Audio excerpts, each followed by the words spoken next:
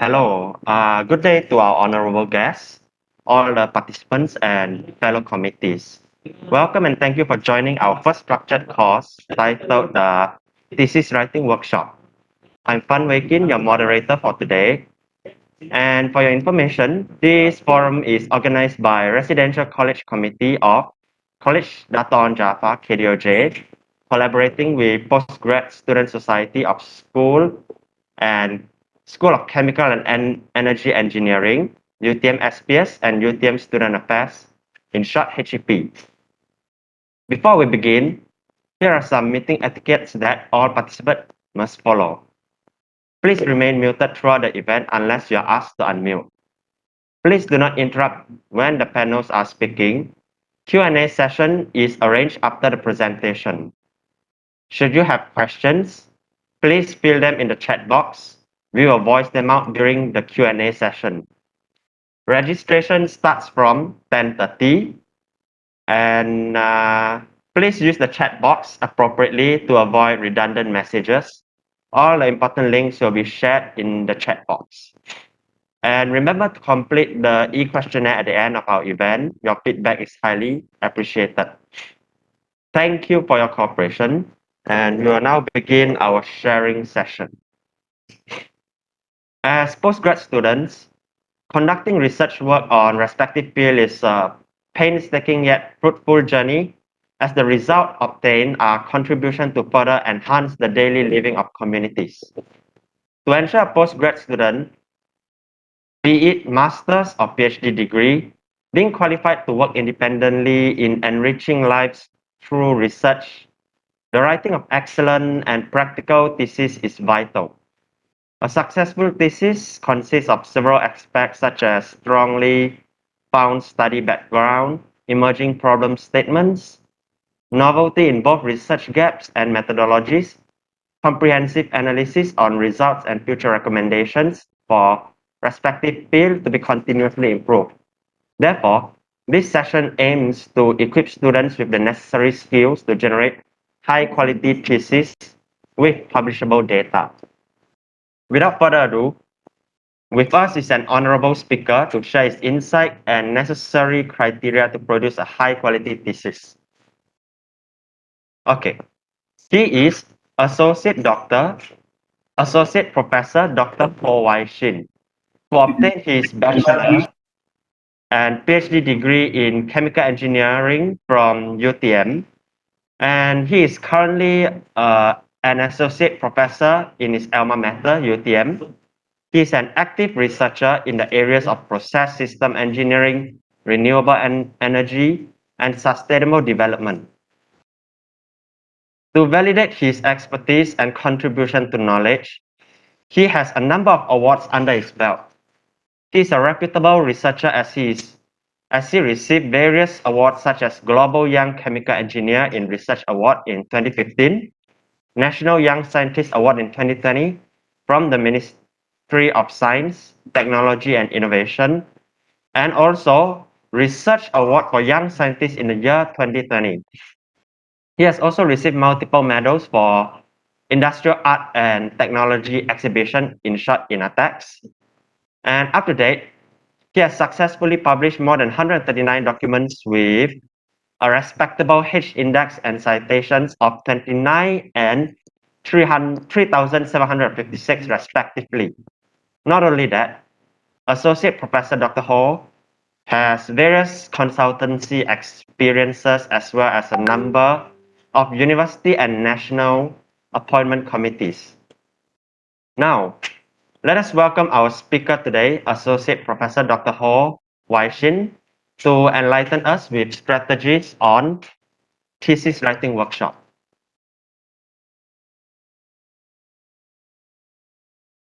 Okay, thank you very much for the MC for the kind welcoming introduction. Okay, so a very good day to everyone here. So again, I'm Dr. Ho. Okay, and I believe the MC already introduced me, so I don't have to introduce further. So for today, our workshop, actually, I wouldn't really call this a workshop because if it's a workshop, we would have some hand-on experience doing certain things, but because this is online. So I do have some activities where we will try to be interactive, but of course I cannot go full-fledged on that. And just one thing, it's very good. Previously, when we had a thesis writing workshop, it is always there will be a section coupled, like we have 5 to 6 panels, and the students actually could bring their articles, journals, their write-up, their draft thesis, and then to meet these panels, and we will read them, then we will comment, so you will be able to understand better. But of course, here I cannot do that. So I'm not sure if the organizer, if you're having a session later on or something, you can consider doing that, okay? So this section, I will be mostly sharing about a certain view, sometimes as a examiner reading thesis, what I'm expecting, and of course, the typical things that we need to actually include. Okay, so let me share my screen for a while. So first of all, right, I would hope that this session would be, kind of like informal. So meaning that if anyone want to ask question, you can raise your hand, or you can just directly type in chat. I will keep an eye on the chat when I'm presenting my material. So if you have question there, I will directly answer them. Okay, if I can answer.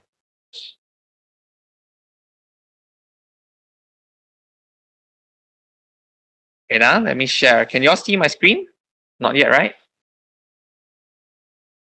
It's still it's still downloading, perhaps. Okay.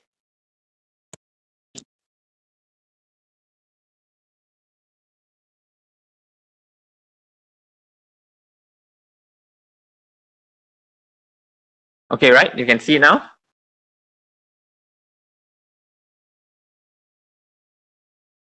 Yes, doctor, we can see your slides.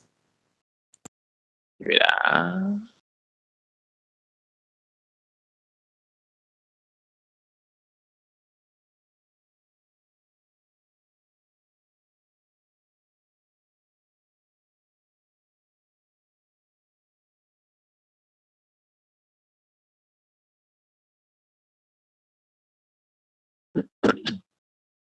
All right.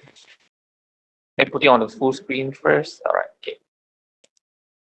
All right. So this is a few things that I'll be talking about for the session today.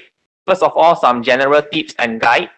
And then, as we all know, right, a thesis, we always have these chapters: introduction, literature review, methodology, result and discussion, and conclusion. So technically, each of this chapter, the writing style is slightly different. I mean, the way you write it is the same, but the content is slightly different, and how you arrange the content should also be different, right? So we will go through each part of it, like introduction, what do we want to do when we are writing an introduction, research background, problem statement, objective, scopes, significance of study, and your literature review, right? Your methodology, how should you structure it? So we will go through, I wouldn't go through very detailed and very technical on certain terminology and terms, because I believe all of you have attended research methodology class.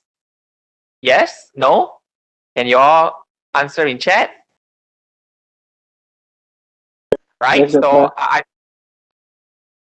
so everyone say yes, right? So of course you don't want me to repeat back what you have learned in research methodology, right? Because I actually teaches research methodology as well. I have the entire slide for it. I could actually just present the slide for you guys, but so I would like to give a slightly different perspective on my take in terms of writing a thesis. Okay. All right.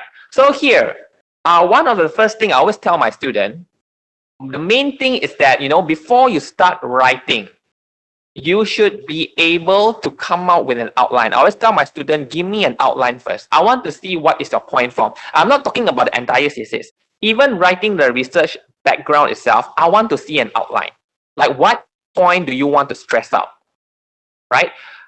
So the storyboard is very important. So I always ask them, put it in a point form, and then try to connect. Like, the first thing, you can just throw out the points. Like, okay, let's say if I'm doing something related to energy, right?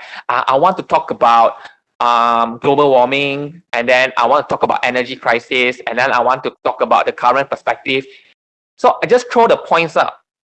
And then after that, we will see how can we arrange this point so that we have a coherent story, right? it is very important that what you write in a thesis, it has to be structured, it has to be connected, it has to be relatable. Okay, because that will only give a very precise and clear message to whoever is reading your thesis. Remember, one thing is that when you are writing a thesis, you are not writing a storybook, you are not writing a newspaper article. Sometimes like newspaper articles or storybook, right, it has a tendency that it sometimes it's very vague because they want to attract the interest of people to, like, wow, okay, this is very interesting, and then sometimes people can misinterpret. But we never want that to happen in a thesis writing, or what we call as a scientific writing.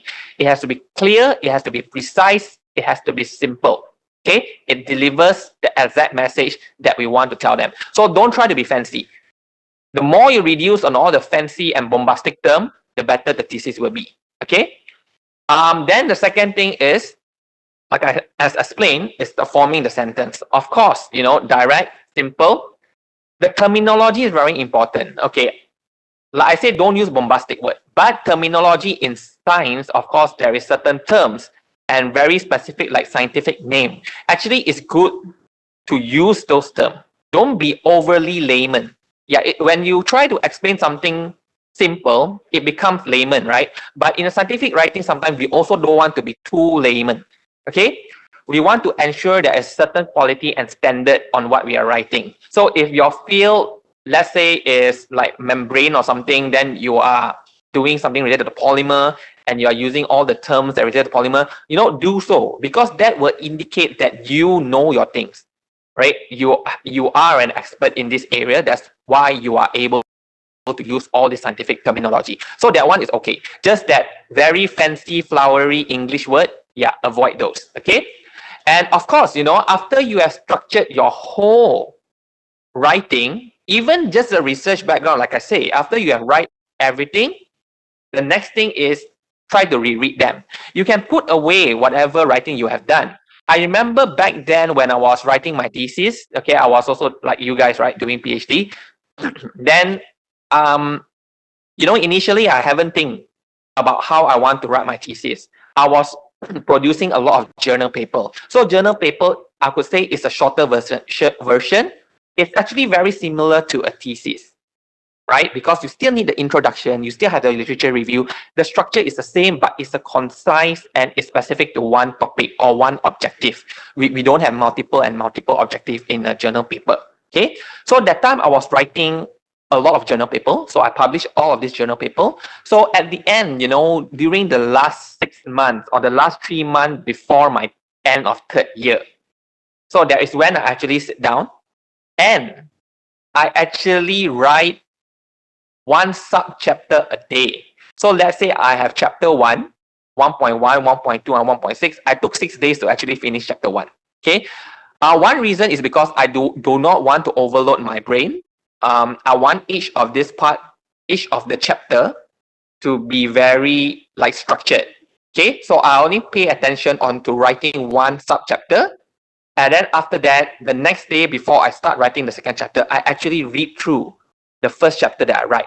Because sometimes when you drop the thing for a while and when you come back, you slightly have a different perspective towards it. Then when you try to reread again, try to think in a perspective of someone who has no idea what you are doing. Can they understand your work or not? Okay?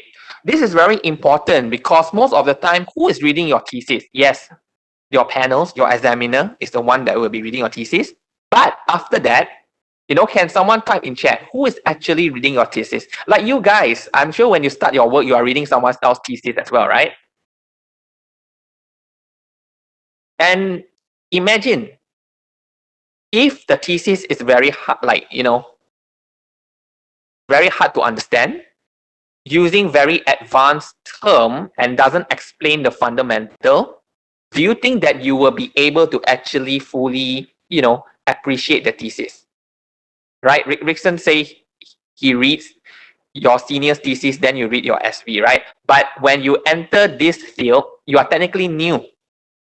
So imagine your senior thesis, they doesn't talk about fundamental. They just straight away talk about their result and discussion, straight away explain about methodology. You'll be like, okay, what is going on? I cannot understand. Okay, so it's very important when you read back, try to put your perspective as a new researcher. Would a new researcher be able to read your thesis? And honestly speaking, us as a panel, although we are expert in your field, we will actually take that as a merit. We will actually try also to read your thesis in the perspective of a new reader, because we know that this is how the scientific community works. Okay, so of course, when we are reviewing, we are just not reviewing the quality, we are actually reviewing the way you structured your thesis as well, and how it can be relevant, after you get a PhD and when your thesis is made available to the public. Okay, so always refine, come back, reread. If you need to rewrite, then do it. Okay. Second, I would say, get a second opinion. Sometimes it's quite difficult to get your peers to actually help read your entire thesis. Your entire thesis is very long. I don't think your peers is so free they are busy with their work. So always, that's where your supervisor come in. So you can always send in chapter by chapter to them. Some supervisor prefer it that way. But for me, usually I prefer my student, write the entire thing, because I want to see the entire structure. Then you submit the entire thesis to me. But of course, when you are writing in between, if you need some advice on structuring the thesis, then that is where I come into the picture.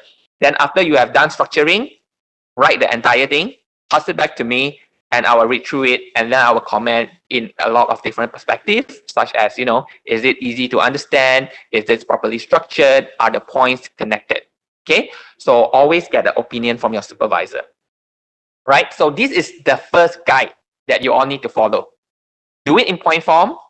After you have the point form, arrange your point form, then start structuring and writing your sentences, your paragraph. Then after that, reread and also show it to a second person to get more opinion. Okay, so if you can follow this, actually, you are more or less, you would end up with a pretty good thesis. Okay, right? So let us go to this Jamboard. I'm going to share this in chat. So this is just some hands-on, very simple. One problem with this hands-on is that you guys are all from different field. I am from a different field. Okay, and to be honest with you, when it comes to thesis writing, a lot of it also depending on what field you're from. Let's say if you are doing experiment, or let's say you are more towards modeling and simulation. Okay, so actually that would be slightly different in terms of writing. Okay, but of course, I cannot go that into detail today. Anyhow, we will try to fit in the picture. Okay, so if you feel a little bit unrelated to what I'm presenting or the topics that we are going to discuss in Jamboard, just try to play along with it. Okay. Okay, so everyone, I have already pasted the link in chat. Can you all click onto the link and go into Jamboard?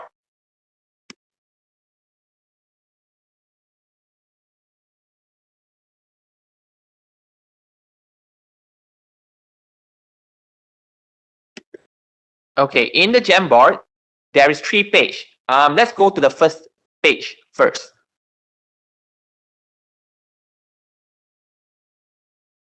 Yeah, I see there's already over 10 participants in here.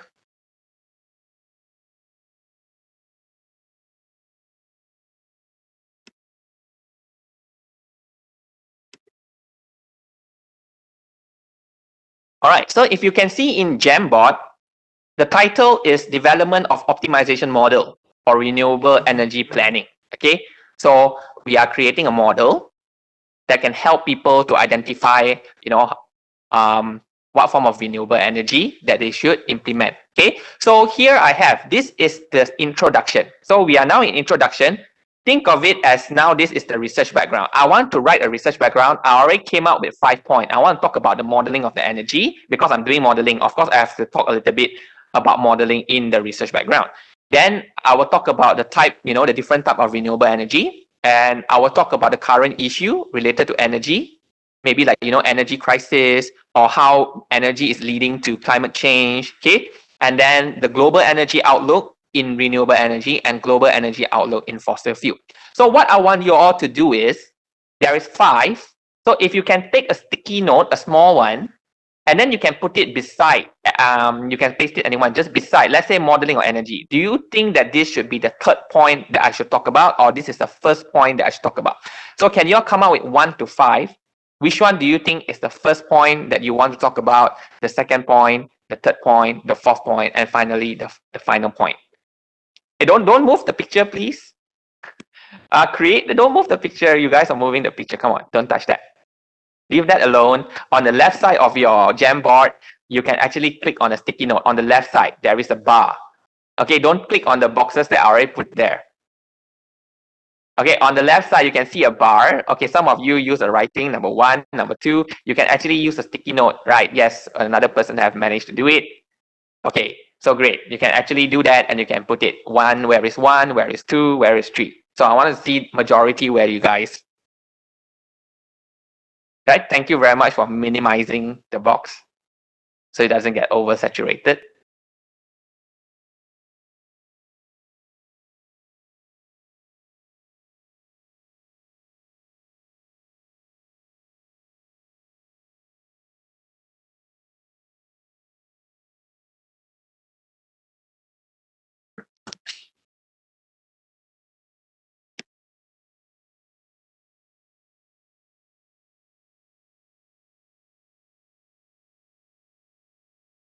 Right? I'm seeing a lot of people going number 1 for the global outlook of renewable energy. Some start with fossil fuel, okay.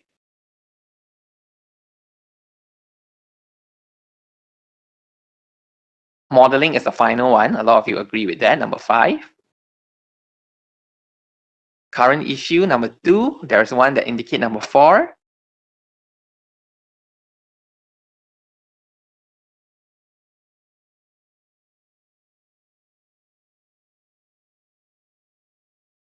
Okay, some of you who have a very big box, can you all try to minimize it as what the other people do?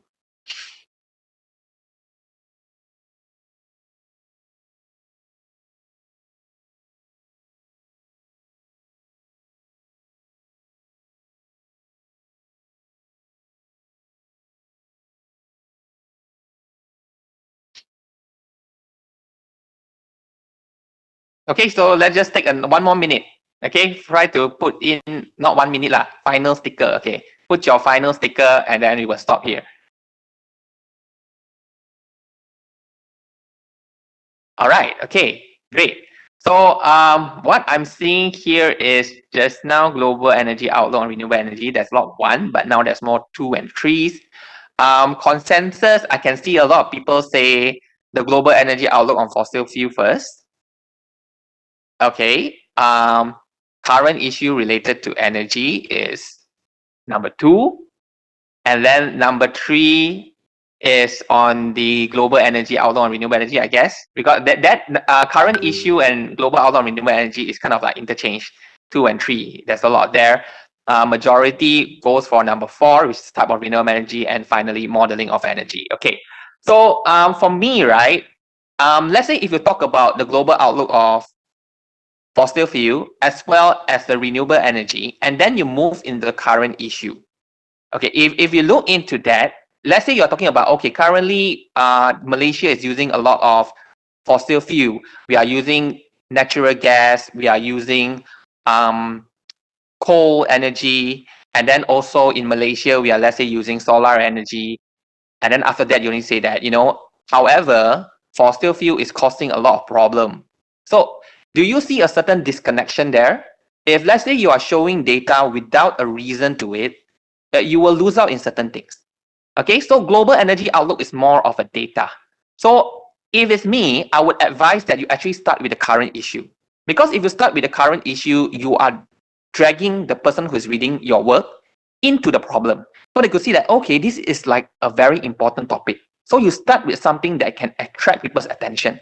So I always start with the general problem, current issue related to energy. Okay, so let's say, like global warming and energy crisis is causing a big problem. Energy price is also increasing, and especially on fossil fuel.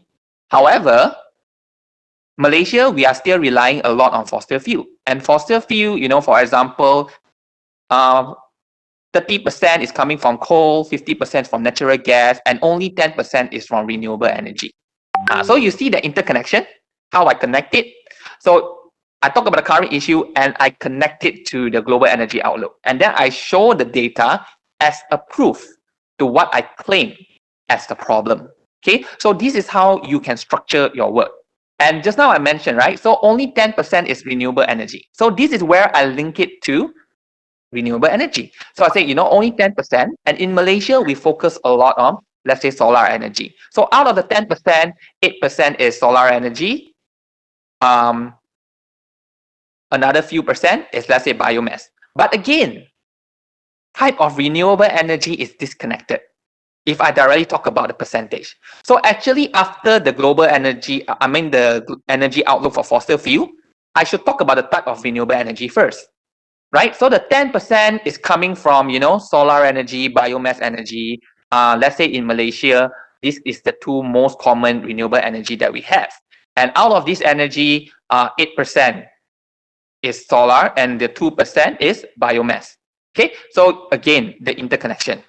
So finally, let's say for modeling, then there is where we talk to the point of the title, right? So in order to identify the type of renewable energy to be implemented, a lot of people have come up with different models, right? So models for planning, models for optimization, and however, there's a lot of type model and there is no consensus of which model is the best. So that is also another problem, right? So this is how you can put in point form and always imagine how you can actually link it. If you cannot have a good link, we switch, right? We switch. So global energy outlook, I would say, is the second point. The current issue should be the first point. And then you talk about the type of renewable energy coming into the outlook of renewable energy. And finally, you talk about modeling. All right. So does that give you all a clearer picture?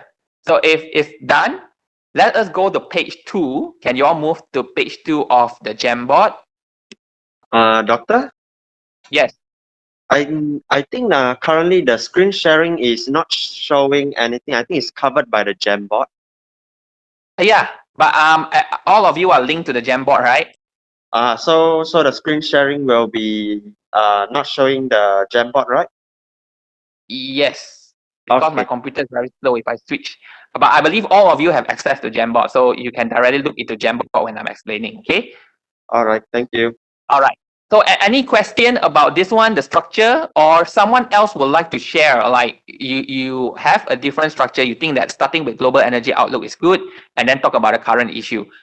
Actually, there is no right or wrong. It's really depending on the way that you are writing. So if there's anyone want to ask question or share regarding this activity, please do so before we move on to the next one.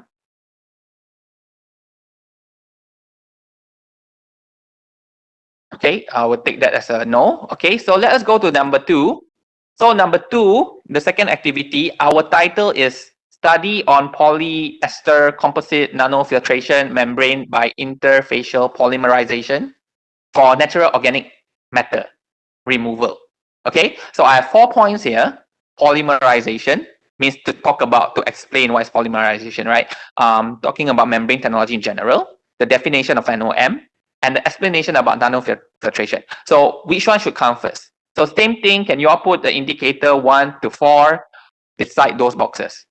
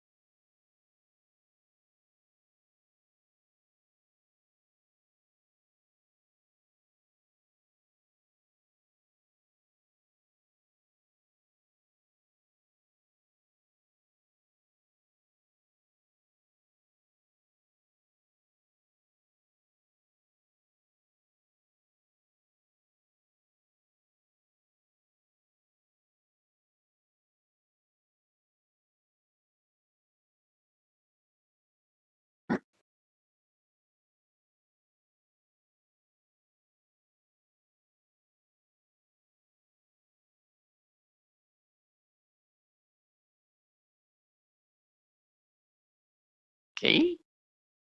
Don't move the title. I'm getting quite a mix, but I want technically say membrane technology should be the starting one. Number 3 is the definition of NOM. Number 4 is polymerization. So explanation about nanofiltration is number 2.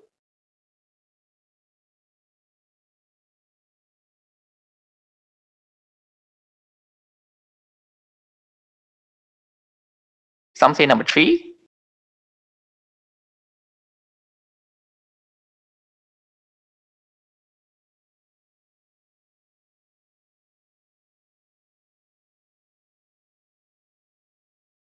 All right. Okay, put your last sticker.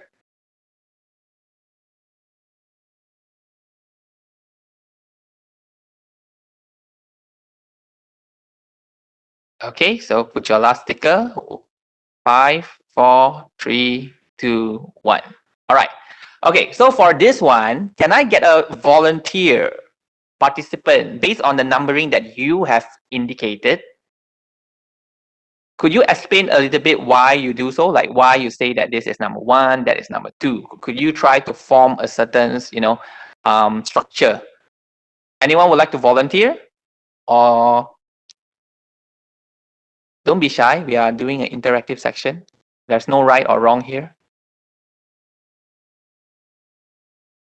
Anyone would like to try? Sometimes it's good to try, because when you try it, then we know, at least I know how your thinking is like. And if it's incorrect, then we can correct it, right? So anyone would like to try?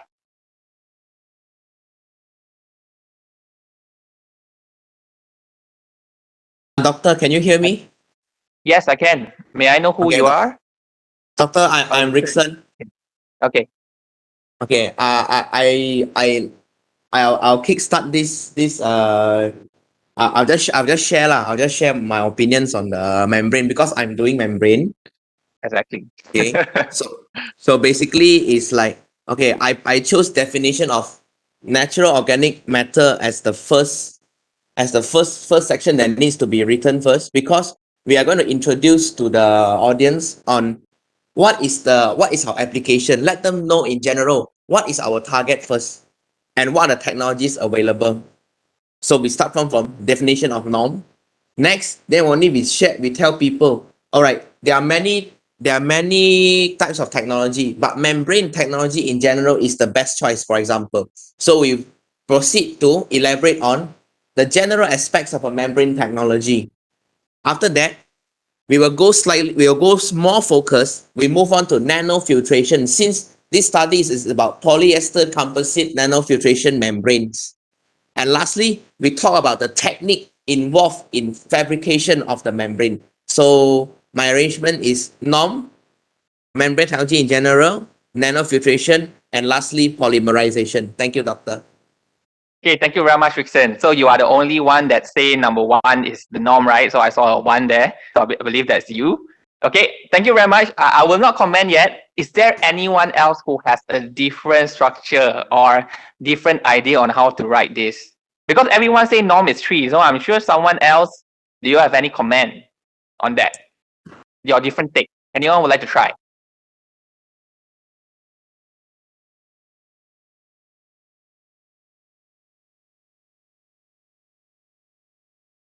Anyone?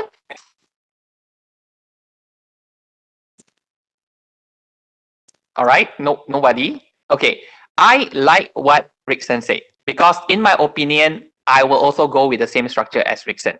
Because in this one, the norm is not a very general word. Okay, natural organic matter. Not a lot of people could understand, what exactly is natural organic matter. So it's good to start with it, because you want to keep clear that this is the definition that you are that you will be staying with. So it's good to start with it, and then you can say that norm is like a problem, and the application to do this NOM removal is actually membrane. So membrane is a good technology. So as what Rickson has said, then you talk about nanofiltration, then you talk about polymerization. On the other hand, you can also put norm as the final in a way that you talk about, membrane technology, then you talk about the nanofiltration, and then polymerization. So one of the application of membrane technology is in NOM. So what is NOM? Then you only explain it. You can do it that way, but to me, it's not as effective. It's because of this term NOM is not general. If you compare to the previous one just now, the renewable energy, that is very general. I believe all of you know what is renewable energy, right? If anyone here tell me you do not know, then probably something is wrong. But like this one, NOM, you can tell me that, okay, I do not know what NOM is. Honestly, for me, I also don't know what NOM is because this is not my field. My field is in energy. This is Rickson's field. Okay, so remember that, so if you have something that needs clarification, that, your whole thesis is related to something that is not very common to people, especially in terms of definition, then you can try to highlight it first before you talk about the general terms and things like that. All right. So I hope these two practice give you an idea. I purposely put in two different form of, topics so that we could actually have a discussion. Okay. So any question before we go back to the slides?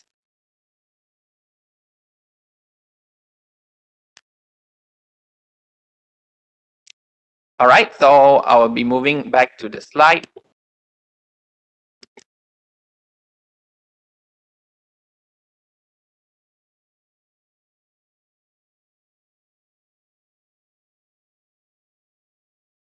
Yeah, there's a gray box at the side. It's due to the Webex. Wait, I need to close it.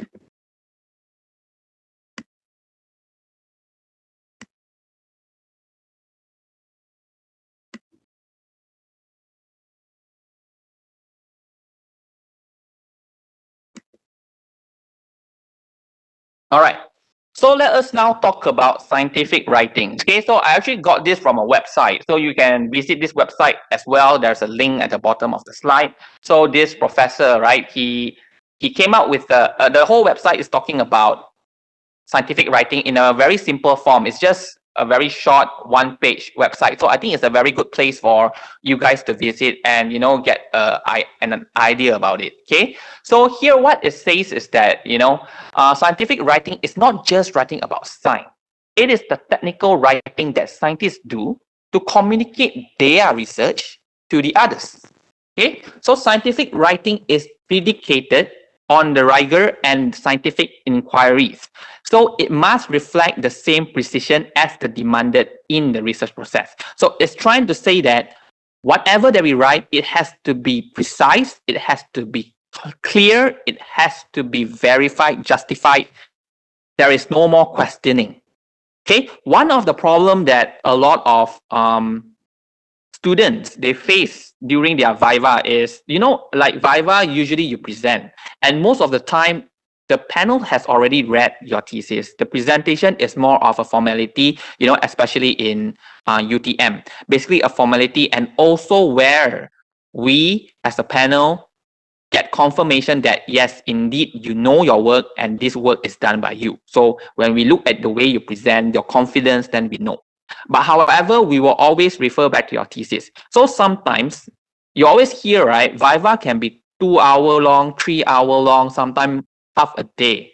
So one of the reason is because the panels actually go through page by page, scrutinizing every sentence that you write. If there's any sentence that is unclear or open up to certain form of interpretation, then we will ask you.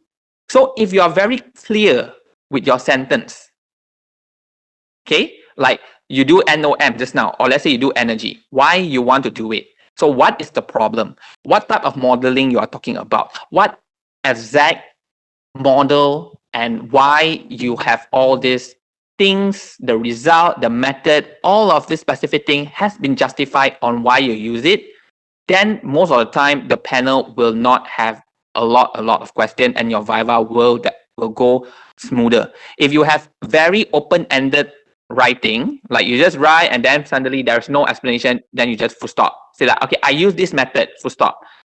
Like why? Why do you use that method? Like let's say, okay, I'm going to run the experiment at 10 degrees Celsius, 50 and 90. Why is there a gap? Okay, even you put a range, 20, 40, 60. Why not 100? Why not 180? So we want to have all this justification. So anything you write, it should be clear. Okay. And here, that's what indicates here as well. You know, the distinction is an important one because the writer is communicating higher technical information to others who might or might not be as knowledgeable, which also affirm what I mentioned to you just now. Your reader, actually, majority of it is new researcher. Okay, anyone who is researching a new topic into yours, then they will read your thesis, and hence they definitely will not be as knowledgeable as you. Many journals, okay, if you look into the next paragraph, many journals have international audience. So precise communication help misunderstanding, which means the language that we use also has to be accurate. Of course, most of the time we use English, okay? So communicating facts, figure, and method used in research, as well as description of the result, has to be precise and exact. The research question, hypothesis, method, analysis, and conclusion must be stated clearly and in a very simple manner. Okay, but this one we will talk a little bit later when we go into the chapter of method and result and discussion. Okay, so these are some of what does it mean by, you know, writing clearly and precise. So for example, the word destabilize, it does not mean not stable. It just means it is less stable than before. So if you use the word destabilize and your intention is to write not stable, you actually give a wrong meaning. Okay, so be very careful with English terms. Sometimes English can be a pain. Okay, because sometimes, you know, using it this way, use a same word, have the same spelling, has the same meaning in a different context, they actually can end up having a different meaning. So be very careful with your words. Okay. The second one here it says isotopes that are discovered in 1853 are radioactive, and isotopes which are discovered in 1853 are radioactive. So if you look into these two sentences, there's actually a problem. If I'm saying I do a okay, there is 2 to 3 isotopes that were discovered in 1850. 2 to 3. All right. Should I write using the sentence number 1 or sentence number 2? Can you all type it in chat? So I'm referring to a specific study where they discovered 2 to 3 isotopes that is radioactive. Should I use writing number 1 or should I use writing number 2 in the middle of the slide? Can you all type in chat?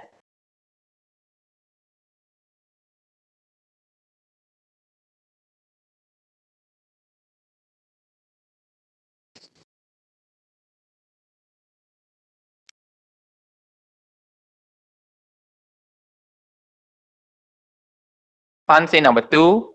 Aziza, Hadi, number 1. Rickson prefer number 2. So there's a preference here, right? Some say number 2, some say number 1.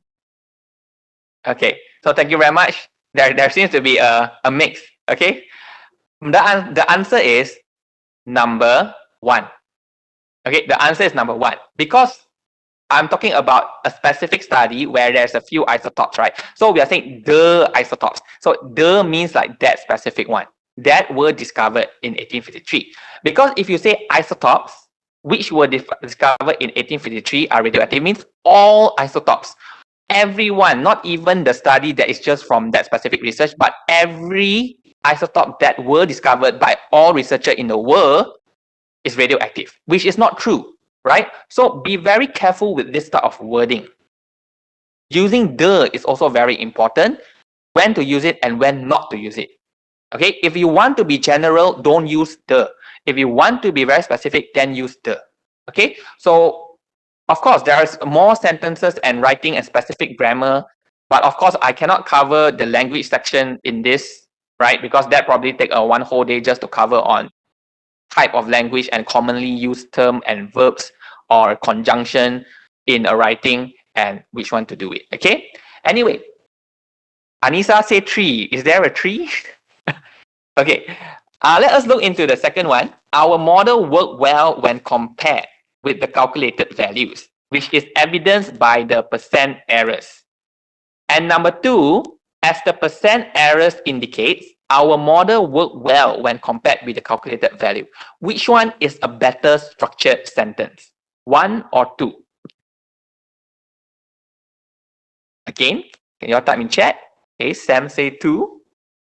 Okay, there's 1, 2, 2, 2, 2. Rizza, Suhui, 2. Okay, so I could see majority say 2. Yes, the answer is 2. So let us scrutinize this sentence. Wait, give me one moment. Okay, it says as the percentage error indicates. So directly, you are telling the reader to look at the percentage error.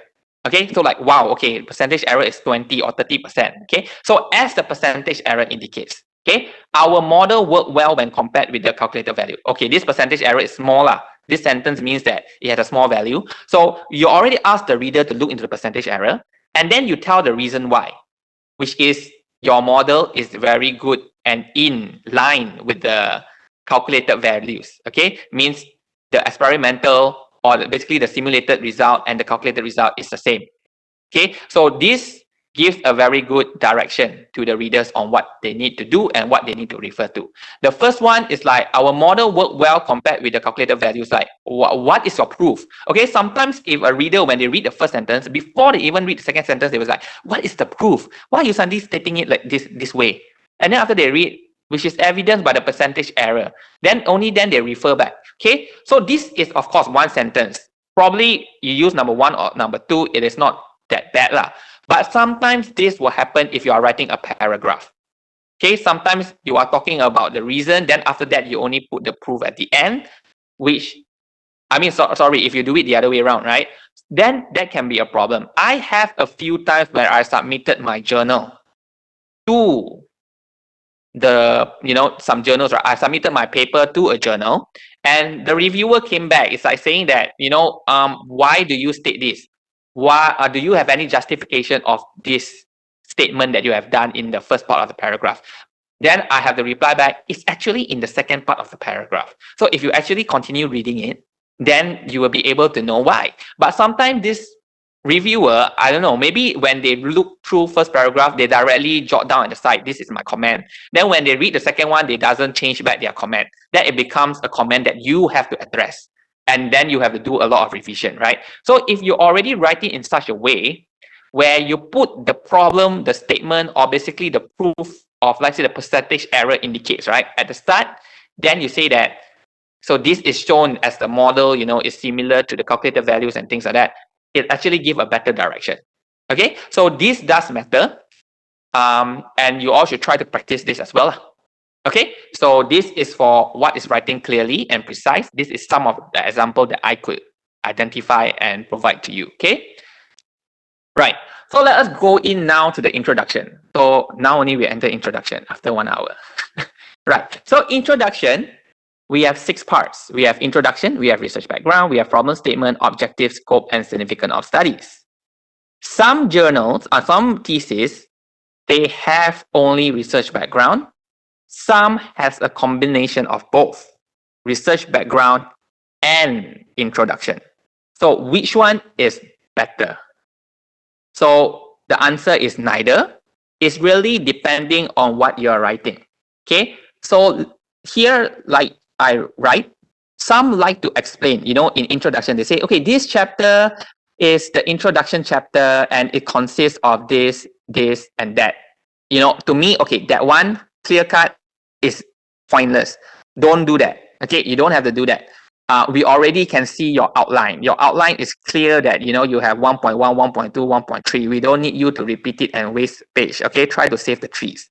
So don't do that. But why is there still sometimes an introduction?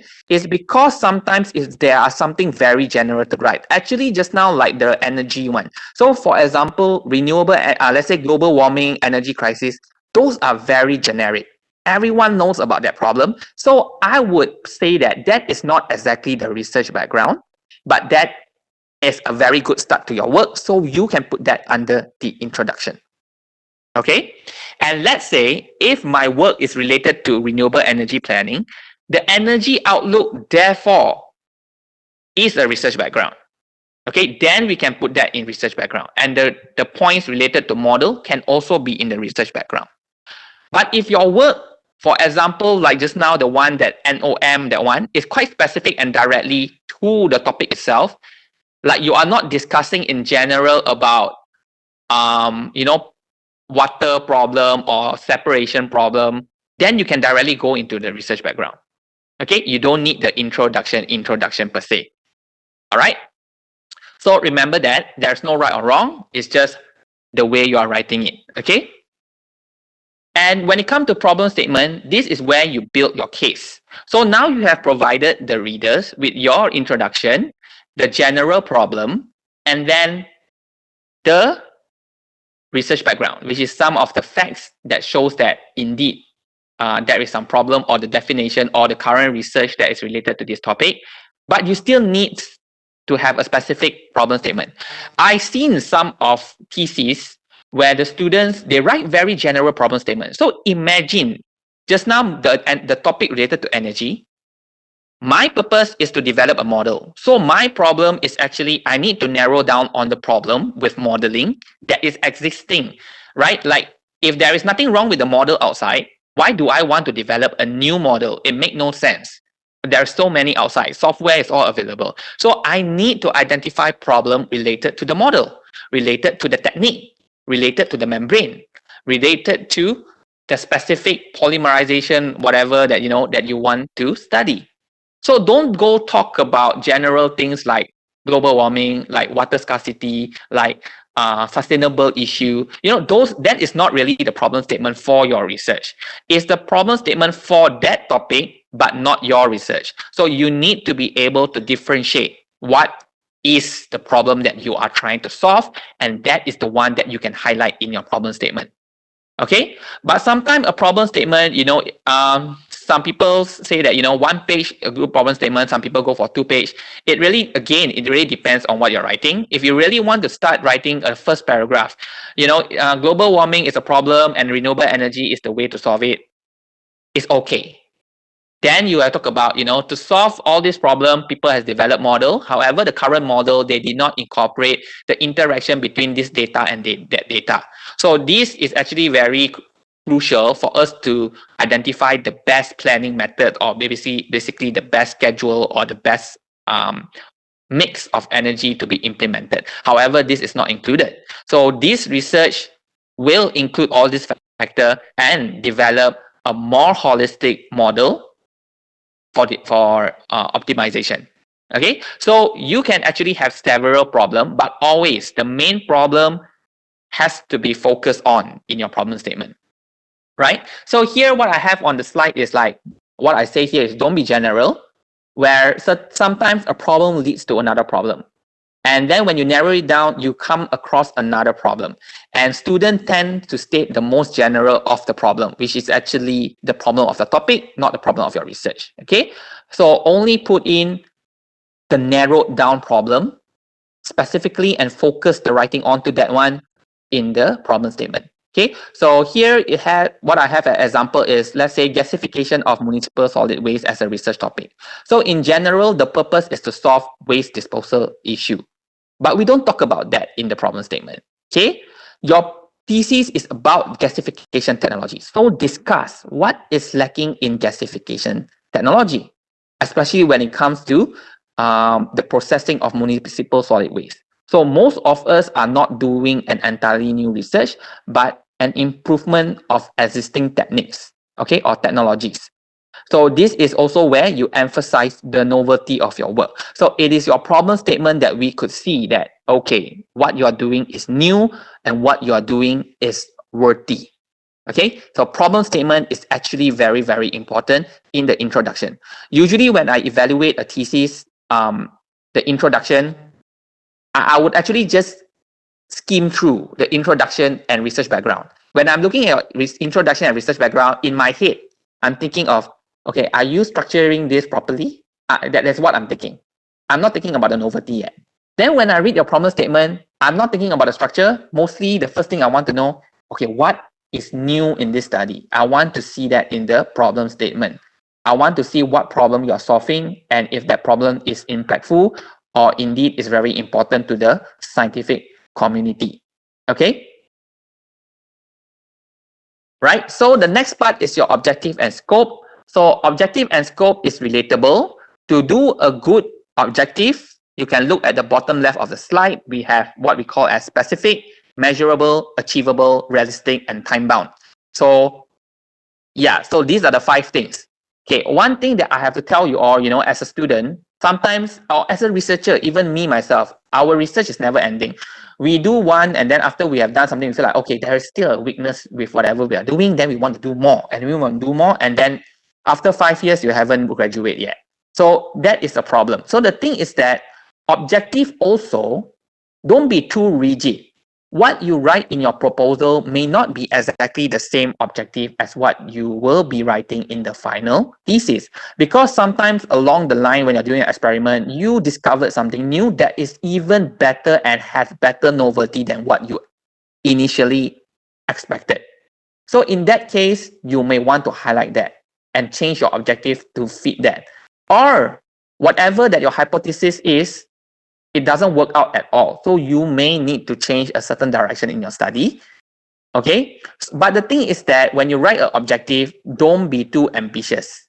Just be specific to what you can achieve, and then you can write it in. Even though you know that there is still some weakness related to what you're doing. Let's say you are studying the system. Let's say for a master project, like you already have a limited scope. You also have like maybe 1.5 to 2 years. So let's say when you are studying a thing, you know that temperature and pressure will affect the efficiency of the process, for example. But you don't have the time to do pressure. So you just do temperature. That is fine. That is totally fine. So in your objective, you just say that you are just doing temperature. But remember, in your conclusion and your recommendation, you have to highlight certain weaknesses. And then you can state that in future study on pressure can be done. Okay, but however, for this study, we are just focusing on temperature because that is limited. But of course, in your objective, you don't have to write that justification. You just write that you will be doing for temperature. Okay, and when you write your scope, you must address your objective. I would always say, a scope is actually a very brief or a summary of your methodology, because a scope indicates that what you need to do to achieve the objective. And sometimes what you need to do is technically the methodology, but you don't explain very long, like what apparatus you use. Most of the time, scope, we want to know like what is the range of parameter you'll be testing. What parameter you'll be testing exactly, temperature or pressure, right? What type of data you will be collecting. I'm not asking yet how to collect the data. I'm asking what data you'll be collecting. So scope is usually covering what, right? Methodology later is covering how. Okay, so here is some example, like I say here for modeling. Okay, if you are in the field of modeling, usually in my scope, the first thing I would say, I will perform a state-of-the-art analysis related to mathematical model. Actually, what I mean by that is I will be doing literature review. Okay, again, what I'm doing, not how I'm doing. Then I say I will be developing the model using XXX technique. There's a lot of technique, but I will use this specific technique. And again, I'm not saying how I'm going to use the technique. I'm saying what technique I'm using. Then programming of model using which software. Okay, then I say maybe for the second objective, I will be doing some scenario analysis or sensitivity analysis, and what is the scope. So I'll be changing. So in my study, I will look into 4 different scenarios. And from the scenario, I'll be looking into the economic perspective and environmental perspective. So again, what, not how. Okay, so if you have this structured, your objective and your scope, most of the time, the panel will have less questions. But again, our panel will always have questions. They will never, ever have no question for you, because our job is to scrutinize your work. No matter how good it is, we will find a problem in your work. Okay, that is our job. Okay, so significance of study. I noticed significance of study. A lot of you tend to look into a very big impact. Like, if you are studying related to membrane, for example, you are thinking on where is the application and how it could actually contribute to the, let's say, industry, the community. Okay, one point that you all miss out is the fact that you are contributing to the academia, to the scientific world, to the scientific community. Is because whatever that you discover, it actually plays a role. Like let's say I'm developing a new model, then my model can be a good reference for anyone else who's doing future modeling. So sometimes when I'm doing the model, I come up with a new equation to solve maybe like binary issue or selection issue. So that is actually helping other people who will do a similar thing. Like let's say the methodology you use when you are setting up your experiment, maybe that method, right? One small part is something new. Okay, it's just that it's so small, you don't really say that that is a novelty, but that method itself, the improvement that you done to the method that you adopted from a previous study is actually good for the society, right? It's good for the scientific society, right? In fact, that is where you get your inspiration to do all your experimental setup as well. Are you contributing to the industry in that sense? No, you're actually contributing to future people in the academia who is doing research as well. Okay, so remember that is something that you can also highlight in your significance of study. So don't just look into the very general perspective, but also look into how you're actually helping other researchers as well. All right. So again, yeah, if you all have any question, you can ask in between, right? So now we are going into literature review. So for literature review, okay, first of all, how much is enough? What do I mean by that? Okay, you will cover that in the next slide. But here we say, we tend to overwrite when it comes to literature review. And I believe a lot of our supervisors like say that, okay, I don't need this. I don't need this. Why are you writing all this? It's not really related to your work. Right, you have like 50 pages of literature review and your supervisor just deleted 20 and you feel so frustrated because I've written a lot. But from my experience, actually, I would encourage students to write more. Don't write less. Write more. Even your supervisor going to nag you a little bit, like complain, like, hey, you write all this, not relevant, not relevant. Sometimes, getting nagged a little bit is better than missing out an entire topic that is actually important, but because you didn't put it there, and then nobody actually triggered, you don't trigger my brain to suddenly think that, hey, this topic you should include. Why you never include, right? Because it's missing in the first place. So for me, is even my work practice up to now, I will always do more than do less. Then whoever is doing the decision to check my work or reduce or cut off certain part of my work or to add in, then wait, I saw a question. Okay, so then it's easier if my supervisor want to cut my work, right?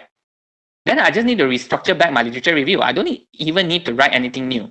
But if I have to add things on, and every time I add on, I have to refer back to my supervisor, then it will delay my process. Every time I do something new, I have to like in chat. Then say, okay, not enough, do something. But you see, if you actually have everything out and your supervisor is going to say, okay, this chapter no need, this chapter no need, which means the rest chapter is okay, right? If like that, then no need to check again already. You just delete that, remove that chapter, and done. Literature review done. Move on to research methodology, right? So simple. Okay, so be concise, but yet be concise. The technical understanding for literature review is do not discuss everything under the sun. So for example, like my case, if I'm doing energy, although I specified global warming in my introduction, but that is actually just to attract the reader into my topic. I'm not going to cover a literature review on what is global warming and what is the impact of global warming. I'm not going to do that. Okay.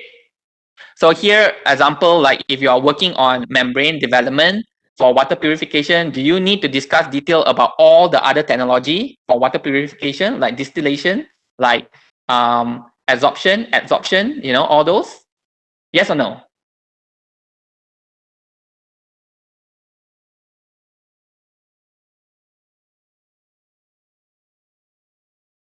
Yeah, sorry. So yes or no?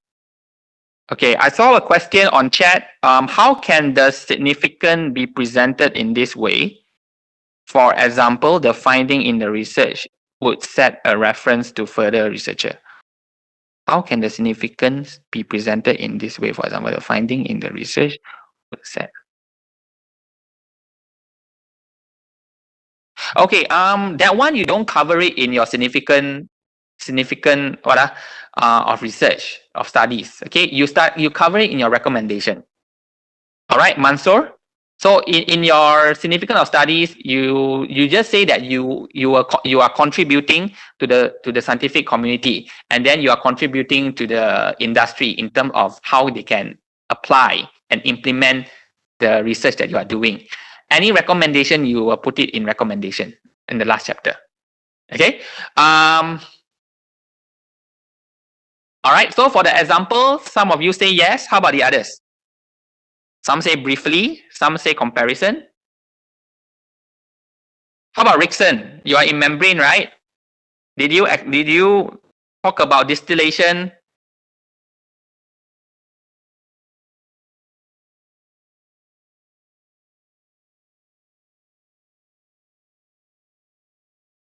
Farah says suggest why membrane technology is interest compared to others. Maybe. I think for membrane, no need to include distillation. Okay. So I have an opposing comment now already from Fan. How about Rickson? You're expert in membrane, right? Anyone else here who is expert in membrane?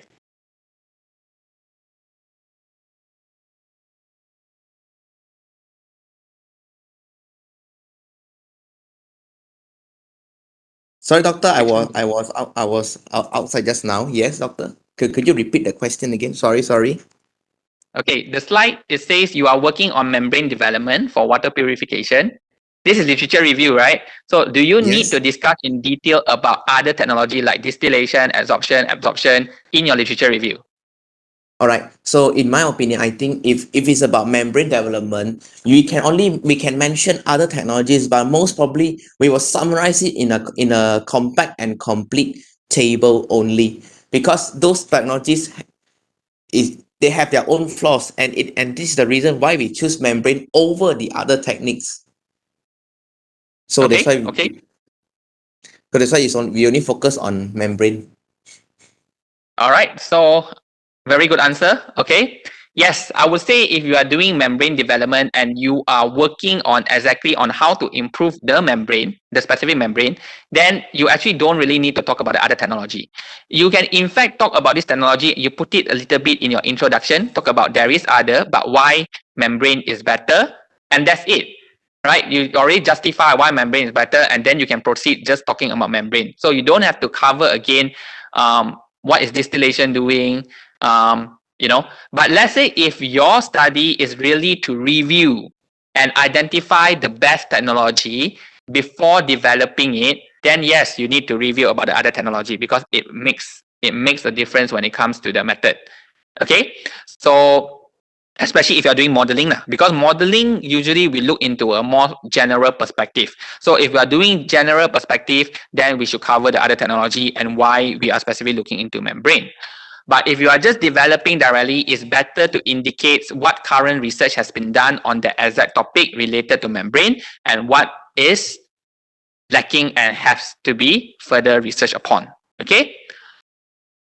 Right? So I won't say that you are wrong. Some of you say just briefly, okay, if you have just one page, talk about other technology, just very brief.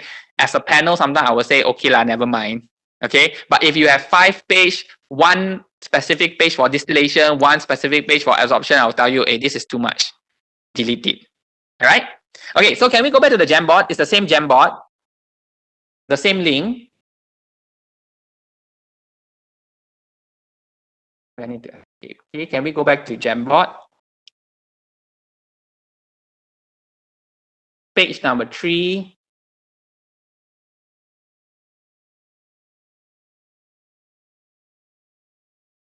Okay, you can see page number 3 is a blank, right? So what I need is, can I have a volunteer to state out the topic that you are researching and also the outline of your literature review? And any volunteer, because I really need a volunteer for this one, then we can comment a little bit on your structure of your literature review, what is important, what is not important. At least we can, this is a workshop, right? So actually, I will want a hands-on. So is there any volunteer who can actually do that? Hello, doctor. Yes.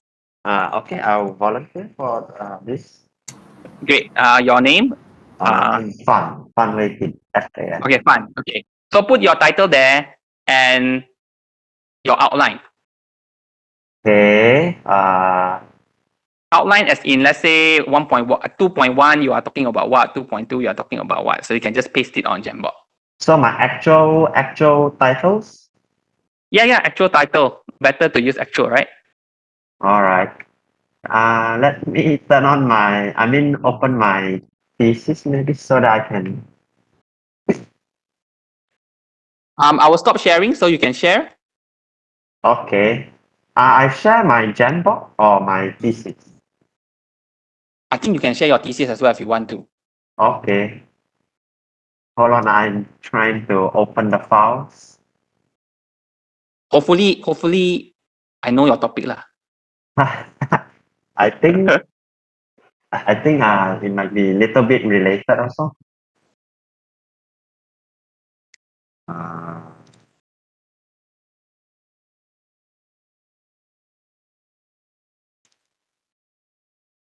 okay, let me.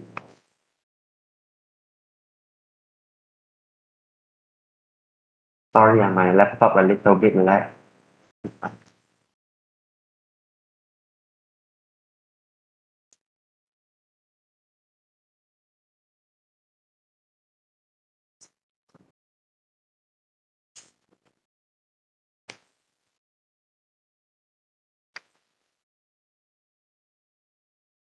Okay, I'll share my screen now.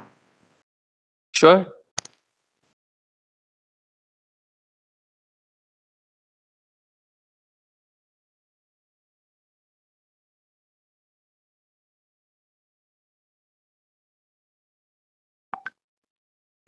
Okay. Is this a finalized one? Like, has been confirmed with as supervisor? Yeah, because this is after my first stage. Okay, this is after your first stage. Okay. So you are doing on ternary metal organic framework supported titanium nanowires composite for solar thermal carbon dioxide methanation in monolith reactor. Wait, Hey, your title over the limit leh. You mean word limit? UTM, we have a 15 word title, right? Oh, this one I'm not sure. I thought it's like there's no word limit. I thought. There's actually, I will talk about title later on, but my first comment, your title is too long. Okay. That's like the examiners, they didn't say anything about the title length, so I was thinking, oh, it should be okay. Maybe later during, maybe your panel did not notice, but if not mistaken, UTM have a limit of 15 words. So Okay, I'll you take can note. take into take it as a point. Okay. Yeah. So Okay. it's about, can you explain a bit what's our research about? So basically, I'll be using like a composite catalyst to convert CO2 into renewable energy. Okay, convert CO2 into methane in a Yeah. monolith reactor. Yes. And what is solar thermal related here? So solar thermal is basically I'll be using light energy and heat energy together to drive this reaction. Okay, very interesting. Okay, yeah. So your literature review. Okay. Let's go to the outline.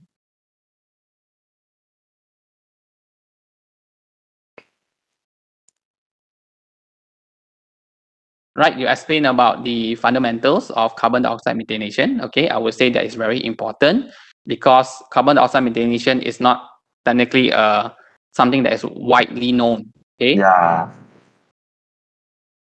all right. So maybe you want to try to explain why you include these certain topics. Okay. So like the fundamentals, as Doctor said earlier, this is because not everyone knows about the carbon dioxide methanation. So I included the fundamentals because I need to allow the readers and the examiners to first get a background on what this reaction is about.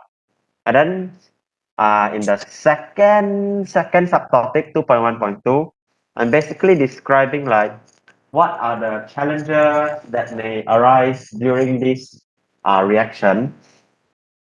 And then for 2.2, basically I'm describing about the different approaches that has been carried out for CO2 methanation in the past.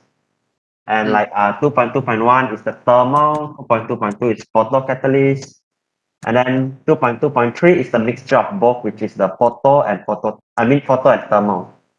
And like the 2.2.3, 0.1, 0.2, and 0.3 is actually like the various modes where this photothermal catalysis is induced. Okay. And then Okay. In this 2.2, 2.2, right? So after you review this, did you use the knowledge that you have related to this technology in your research? yeah. I adopted the approaches that I have found through my literature review. But not all, right? For this one, you are like doing the thermal catalyst only, right? Yeah. Okay. So yeah, here my first comment is that I won't say you are wrong. Like just now we say about the membrane, the distillation. Like we don't have to explain about the distillation and things like that. But actually, for your case, I would say it's good to have it there. It's because what you are doing is really something that is not even like widely available in the industry. Yeah. Right? Because if you are saying, let's say distillation, a lot of plants already have a distillation column. A lot of people is using adsorption. So technically, those fundamental information can be found in most places. So sometimes in that context, we can have it very brief. But because your context is the method for methanation is not that many and it's not widely applied yet. Yeah, so having a review like that would be pretty good lah. But like maybe like your 2.1, 20, page 20, the 2.2.3 to 2.2.3.1, 2.2.3.2, maybe I would say you can concise that into one. But I'm just saying like you don't really have to, okay? Okay. All right, so next one. So the next one is basically, the whole of 2.3 is basically me doing some literature review on the various types of catalysts used for the methanation of carbon dioxide. So like nickel and cobalt, active metals, metal organic framework, metal oxides, and last subtopic is my justification on my catalyst selection. And okay, 2.4 is the reactor system, literature review on the reactor system for photothermal reactions. So over here, I have like 2.4.1, 0.2, 0.3, which I describe about the various photothermal reactor designs for CO2 methanation in the past. And then 2.4.3 is like a critical analysis on the design considerations for the reactor. And then last but not least, 2.5, 2.6, 2.7, 2.8 is like the kinetic study and the literature reviews for like the kinetic studies like enthalpy, Gibbs free energy, and so on. What you cover in 2.9?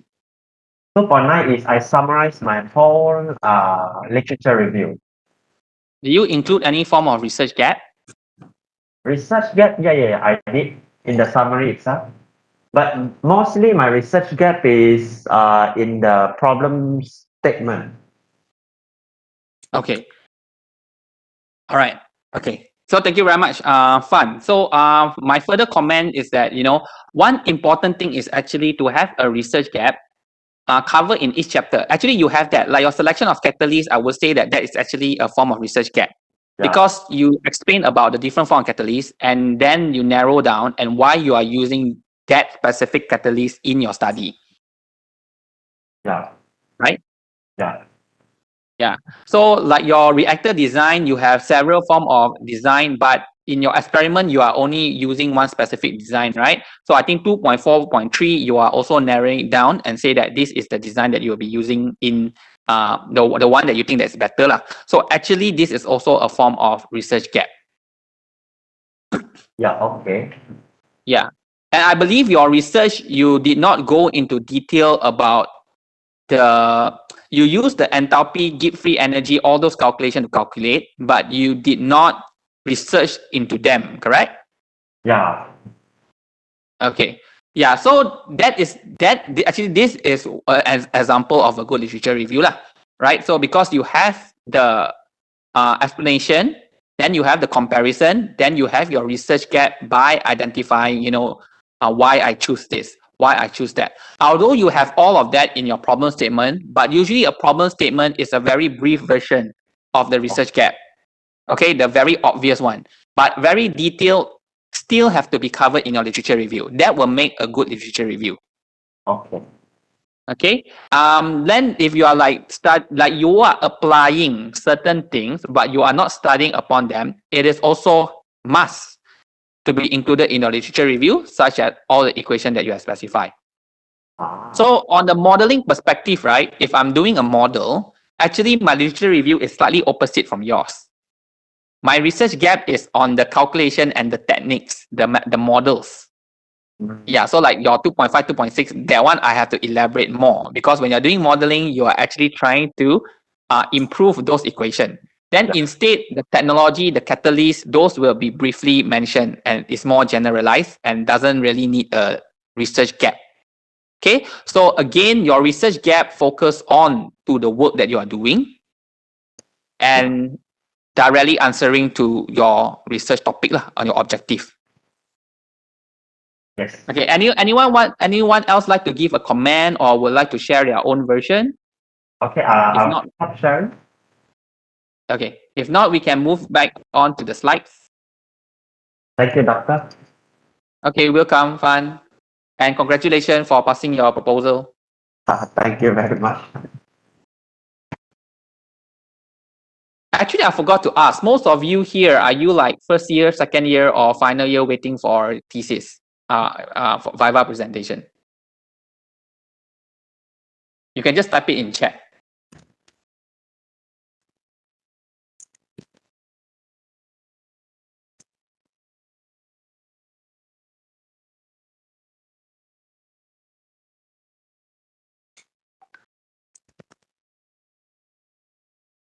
Okay, Siti Nor Azlina is third stage. Okay, because my context of talking here, I would sometimes refer it more towards as during your final stage. Okay, like when you are refining your writing and things like that. Shit. Yes. Yeah, okay, great. So we have a mix of audience here. Yeah, so if some of you in the first year, you could not really get what I'm saying, just ask. Don't be shy. You don't lose anything from asking, okay? There's only things to gain. All right. So here, I want to talk a little bit on the references. So sometimes we are thinking like, how many references should be good for a PhD, for a master, okay? But of course, my answer mostly to my student is don't think about the number of references. Think about what exact topic that you need to include, and then you put your reference in. The more, the better, because the more reference shows that you have done enough research, you have done enough study to declare yourself as an expert. But if you need an indicator, sometimes I would say, if you are doing master, at least 50, okay, 50 references. For PhD, at least 100. Okay, so that is my benchmark. Most of the time, if you need a value, but to me, this is not a strict guide. Most importantly, still look into your topic and what is actually important to include. Okay. So just now I've covered this a bit. Is your research gap. So research gap is very important. Technically, it's a summary of the research gap. Is briefly mentioned in your problem statement, but that is brief.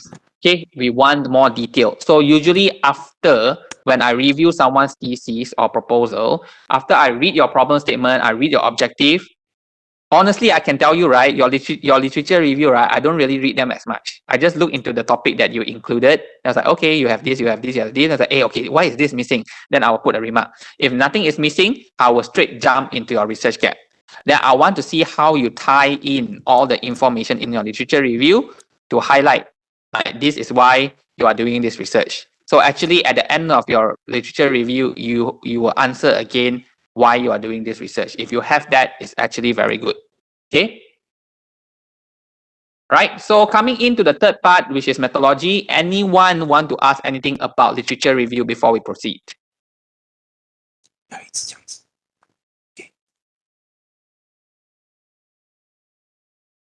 Okay, Fan, I think your mic is still on. Or Rickson, mic is on. All right. Okay.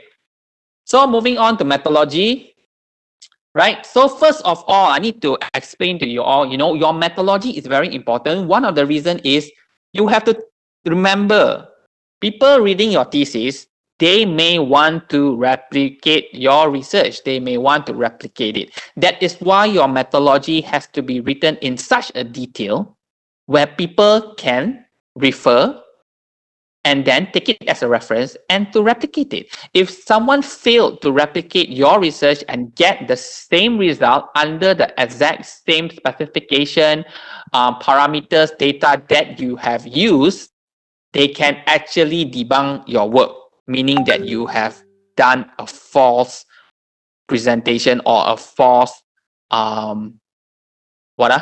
your thesis is basically fake lah, right? Because whatever that you have revealed, your data is all falsified. Okay, so you need to remember that is why in methodology we are always very specific. Like, where do you get this method from? What is the exact parameter? If you are going to heat it up, how long you're going to heat it up? At what temperature you're going to heat it up? We have to specify what apparatus you are using. All these exact must be included in your methodology. It's because of the standard or the practice that we need to write it in a way that it has to be replicable. Replicable.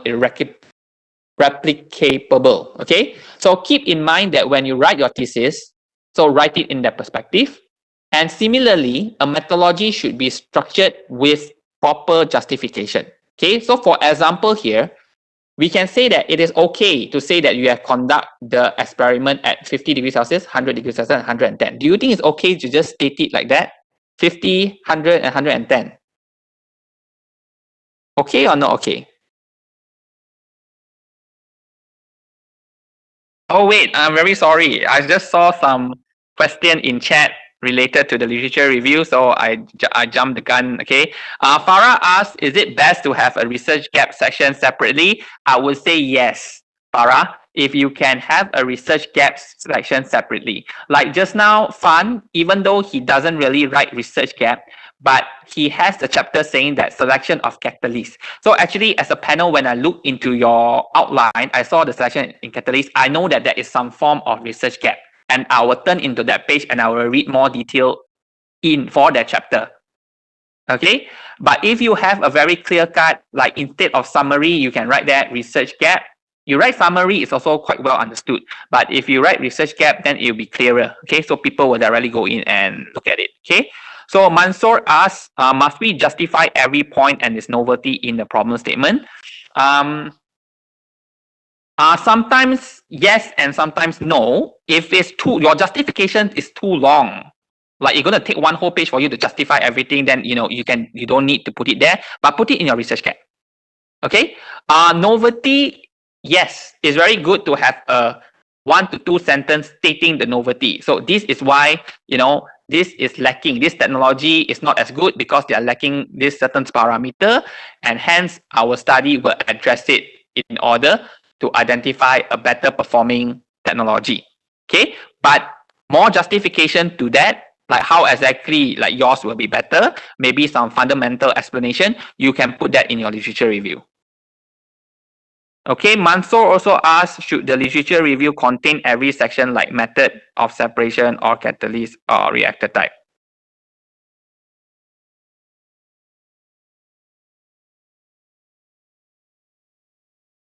I'm not too sure what exactly you are asking, but just now what Fan show in his literature review, that is actually a very good example. It's good to classify and categorize part of your topics. So if you have a topic all related to catalyst, you put it under one section. Then if you have one is on all the reactor type, you put it as one. So for example, if I'm doing energy, right? Like when I'm going to talk about different type of renewable energy, I will put it as one chapter. Then the subchapter 2.1.1 solar, 2.1.2 wind, 2.1.3 biomass.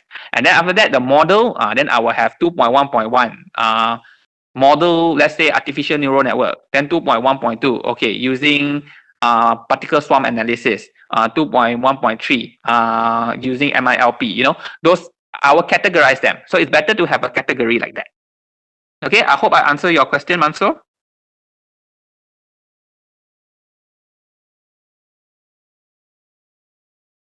All right. Okay, so coming back to the methodology, let us answer this. So is it okay if we just state our experiment will be conducted at 50, 100, and 150? Yes or no?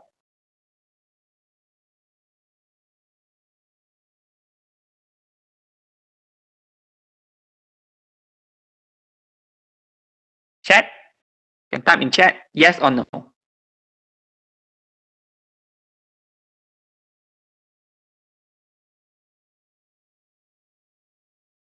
Everyone else? One say no. Mansoor say no. Okay, Mansoor, do you want to explain why you say no?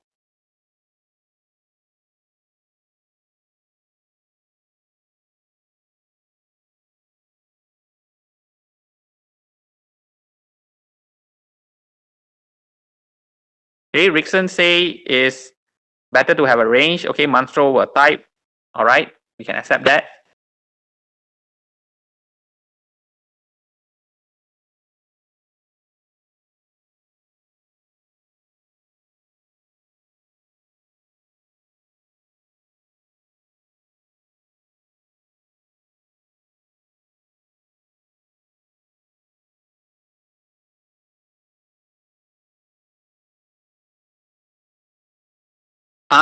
Cyrus, I think you're the Cyrus, my friend, right? I can't really answer that. I'm not really an expert in experiment. So due to limited literature citation, it is possible for me to conduct TGA on a raw chemical and contest the blend chemical beyond the preliminary TGA result. Actually, I can't really understand that whole sentence. So I'm sorry, I cannot answer that.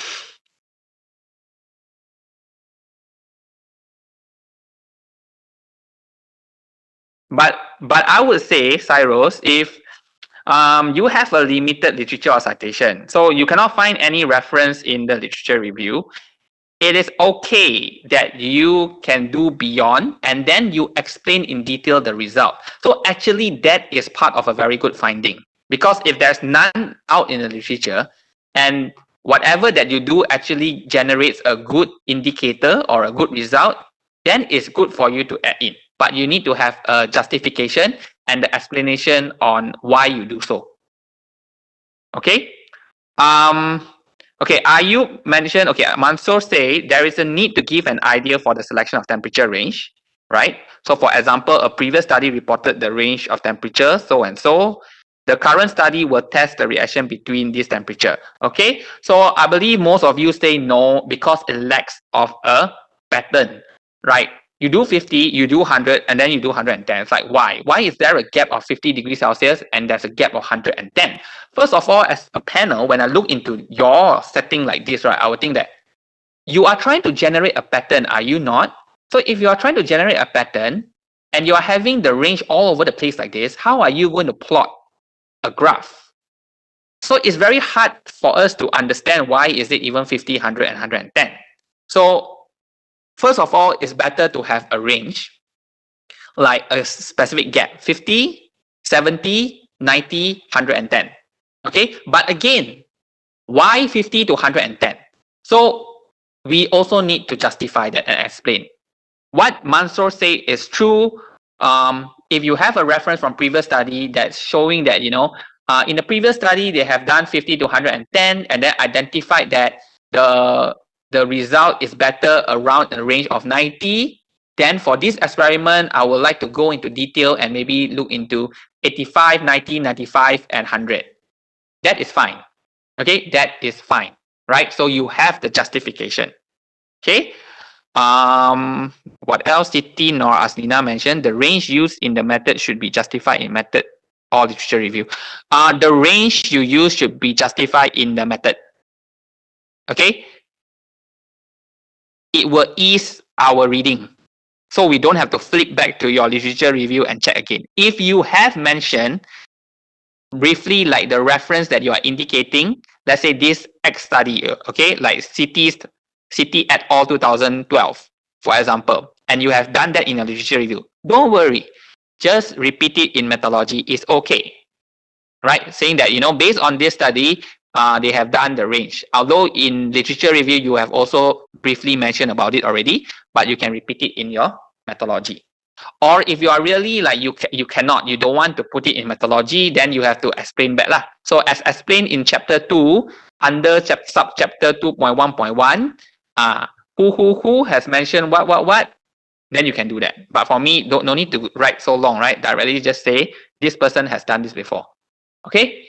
So here for experimental setup as well, if you have a strong justification, unless you have a strong justification, whatever experimental setup that you do, it also has to be from a reference. Okay, like you have adopted this person's setup for the experiment, so you are using the same. Okay, so because we don't want you to simply just create your own, and then after that, if you want to replicate, we can't, or whatever that you set up, it is not standardized, so people cannot get the result that you are getting. So that becomes a problem. But if you are using a validated method, then the confidence in trusting your result will become higher. Okay, so most of the time, if an experiment setup is found in the journal, we often can just refer, cite it, and then we can use it for our own experiment as well. Okay, but of course, right, you cannot publish the exact same result that they did. Okay, so it has to be something newer, although you are using the same method, but the parameters that you are testing is different. Okay. One of the thing here, I say flowchart. Some people will say don't overload your thesis with figures, but I would say don't do it if you did not have explanation. But if you are going to explain things, it's better to have flowchart to aid your explanation. So when you have a flowchart, it's actually easier for you to explain. Like for me, like maybe for us, we are not native English speaker. So sometimes when we explain things, right, especially some technical things, it may sound wrong, but when we have a flowchart, we can directly say, okay, based on the flowchart, this is the first step, that is the second step. Then everything sounds much clearer. Or you have a pie chart, from the pie chart, we know that this is 20%, this is 30%. So everything is easier to refer to. So try to add as much figure and flowchart to aid your explanation. Okay. So one more thing that I would advise is, like when you are conducting an experiment, it has its own methodology, correct? But let's say after you have done the experiment, let's say you're going to do temperature, then maybe you're going to do pressure, and then maybe you go and do different things. But temperature has its own procedure on how you want to do the experiment. Pressure has its own procedure. But phase 1 of your experiment is temperature leading to pressure. That also, if you can prepare a flowchart, it would be good. Okay, so what I have here is, this is from one of my students' study. So this is the general overall framework of his research. So he starts with the general flowchart saying that, okay, first I will do a data collection. After I do the data collection, in parallel, I will do two different optimization techniques. And after I have done the technique, I will do the table, I will construct the analysis, and then I will identify the result. And after that, I will do comparison between method 1 and method 2. So this is general. He did not go into detail exactly like to do the mathematical model. What is the procedure, right? So this is general. So it's good that, all of you have a general flow like this. Even you are doing experiment, okay? So like first step, I'm going to do temperature. After that, I'm doing pressure.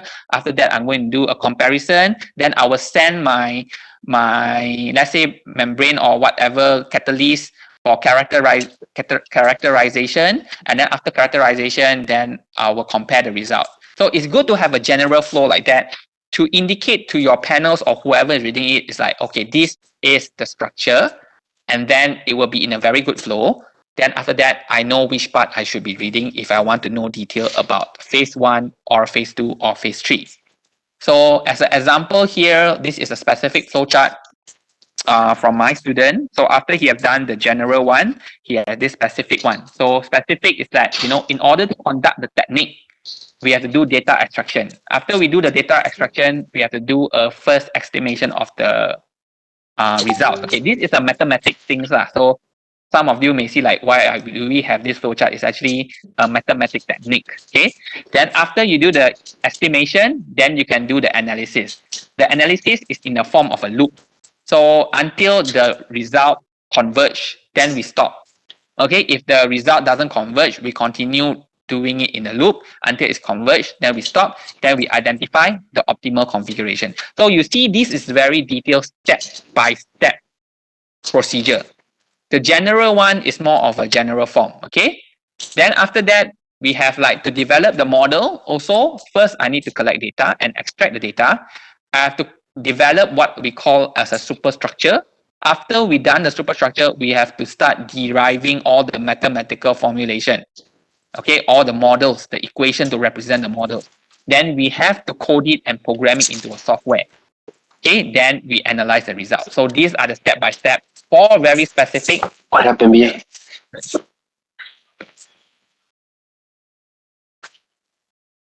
Beltran, your mic is on. Can you? Sorry.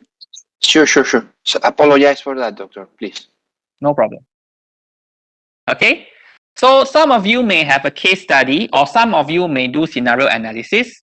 So also in your methodology, it's good to include a sub-chapter to explain about your case study. So exactly what is the boundary of your work? Like I say again, right? Research is never ending. So if you do not indicate your boundary, your panel will have so many things that they will imagine, and they will keep thinking like, hey, why you never do this? Why you never do that? Oh, your research is not good enough. Your research is not good enough.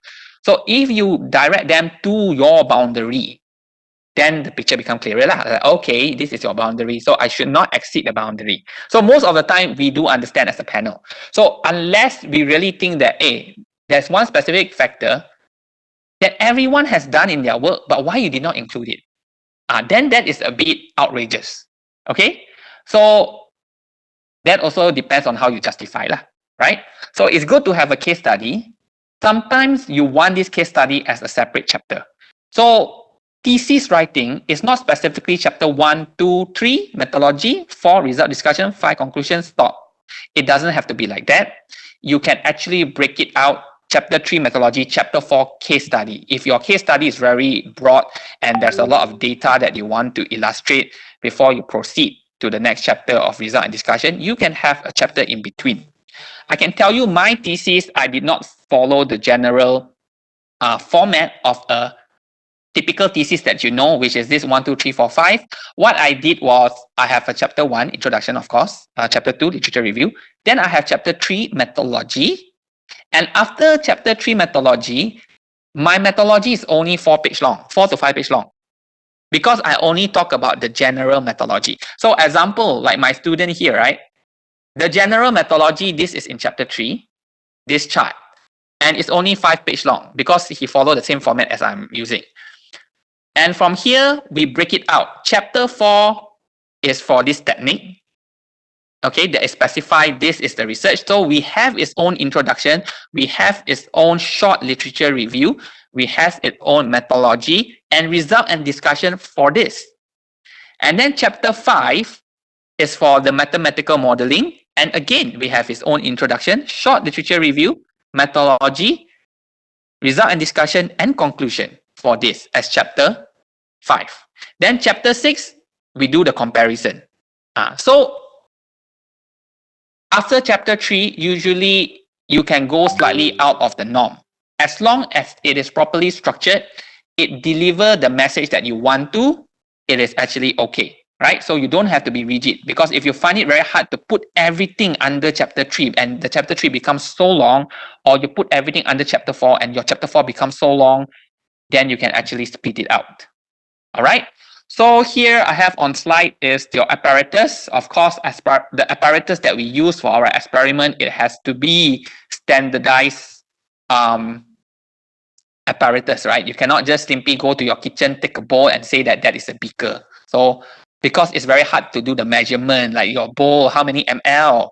If someone want to replicate your work, like how many ml? Then you say you use 1 teaspoon, 2 teaspoon, but all spoon is actually different size, right? So this is not cooking. So in experiment, we have to be very specific. 1 drop, 1 gram, it has to be exactly that. Because we all understand that as a scientist, sometimes 1 gram more or 1 gram less could actually result in a different experimental output. Okay, so we have to be very clear on the apparatus that we use and the material and where we purchase the material from which company, because we need to know the standard. Sometimes you purchase ethanol. Some company, the ethanol, they are not all exactly the same. The purity sometimes is slightly different. So we need to specify the specification, where we get it from, and what is their character lah. Okay. And of course, the experimental setup is very important to mention exactly, you know, how many ml, like I mentioned before. So every small detail is important. Okay, for experimental setup as well, if you can have a diagram or a flow chart to indicate how is your equipment being connected to one another and how the experiment is being conducted, then that also gives a very clear idea on anyone who is trying to, again, replicate your work. And of course, for us to justify, like, whatever that you set up here, is it valid or not valid? Suddenly we notice that, hey, how come your connection, your valve is at the wrong place, right? So that is one thing. Second thing is, again, replication. Okay, so we don't want, you know, some new student coming in, set up their own experiment, say that, hey, I refer from fun. But when I do different, but when you actually look into their setup, it is not the same. Maybe they have side part is different. That's because you did not include a diagram for them to refer to. If everything just based on words, sometimes there is misinterpretation, and then you will have problem like that lah, wrong information being passed. Okay, so having the right apparatus may not mean that the setup is correct. So list the procedure step by step and show the setup configuration in a diagram, and that will be clearer. Okay, so finally, before I go to chapter 4, any question for chapter 3?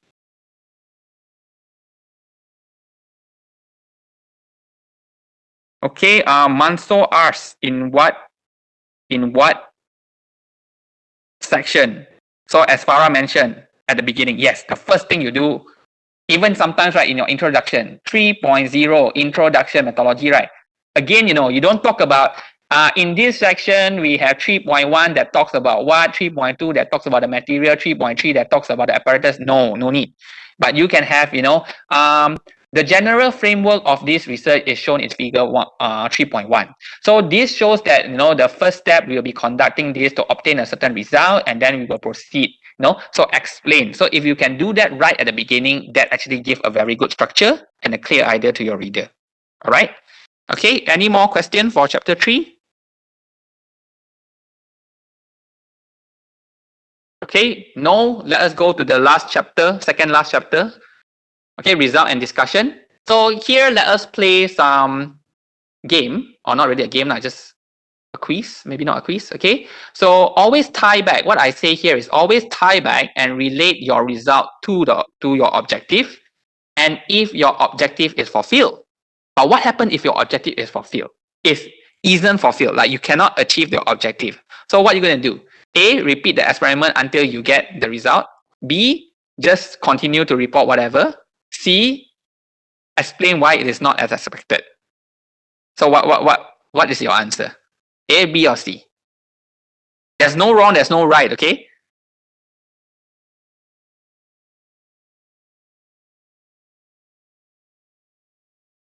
Okay, fun. First A, if not C. Everyone else say C. Cyril say B and C. A and then C, okay?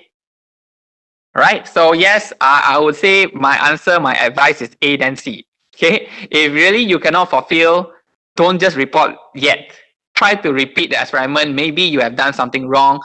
Try to repeat until if you can achieve the hypothesis. But let's say like a certain things you really think that it is like what you get is not as what you expect. And then you check some literature, you check some fundamental understanding, then you read it back and like, okay, I understand why, right? It is behaving this way and not as I expected. Then you can proceed with C. Okay, you can explain it and you report and then you explain why is it behaving this way. That is okay. But don't explain. You must explain everything that you have put in your thesis. Okay. This second question, you have a chart. Your hypothesis indicate that both should show a positive trend, but in reality, one shows a negative trend while the other shows positive. So what you're going to do? A, you're going to just report it. B, conduct a separate testing and characterization on the material that has the opposing trend to identify the reason. Or C, just grab the entire result and then do something else. Tell your supervisor this objective is horrible. Let's change it.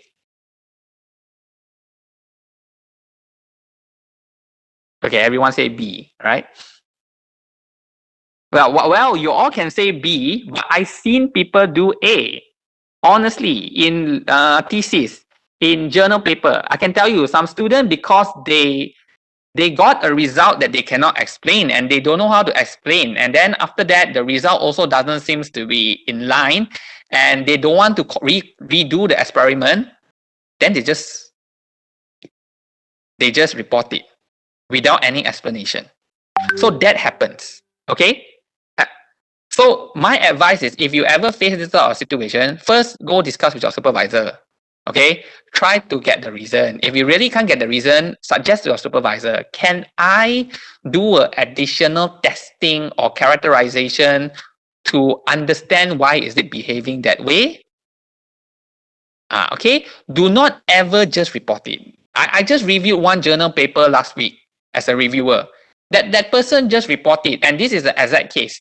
I have he showed a graph. One graph is showing moving up, the other is moving down, but both is supposed to be the same thing. So why is the other moving down? The person did not explain. The person just say, okay, the result shows that this one is a positive trend and increased by 20% after temperature, the reaction temperature is 200 degrees Celsius. And while for these catalysts, it show a decreasing trend. So I was like, why? When I was reading, I was like, why? I keep searching the entire journal, top and bottom. Why? I cannot find why. So end up, I have to return the paper. I have to say that, this is not a good paper. You need a major revision. You need to indicate all the explanation and justify your result. Okay?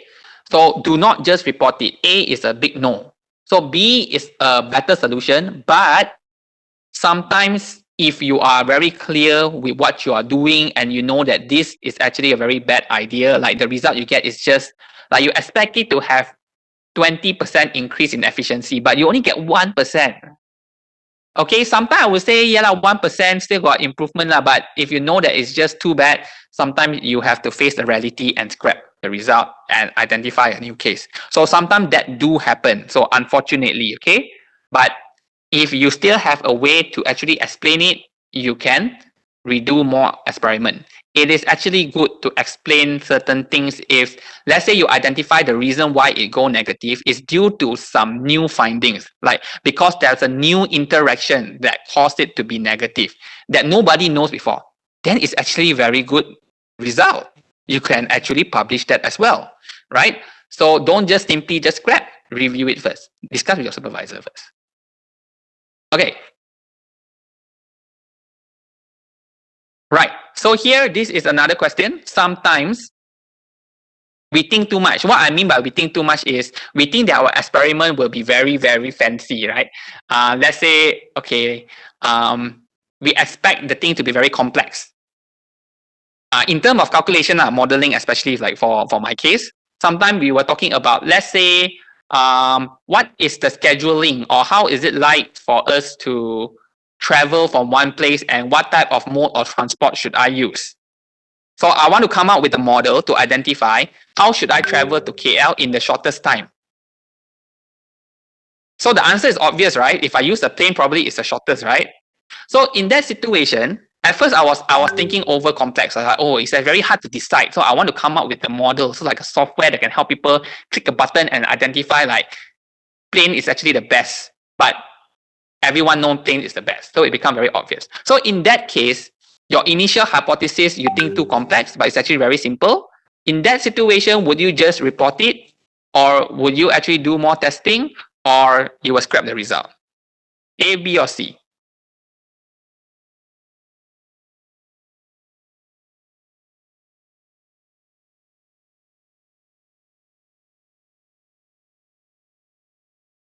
Anyone?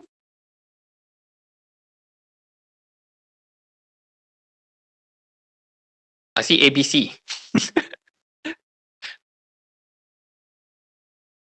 A lot just say A. Okay, again, just now, previously I mentioned never ever just report things without explanation. Okay, and when you explain something and you found out that yeah, this one kindergarten student also know how to do, to me, I will tell you scrap it. Okay, come up with something better. All right, some things that is too obvious that even anyone can do, not a PhD, not worthy of a PhD student. Bye bye.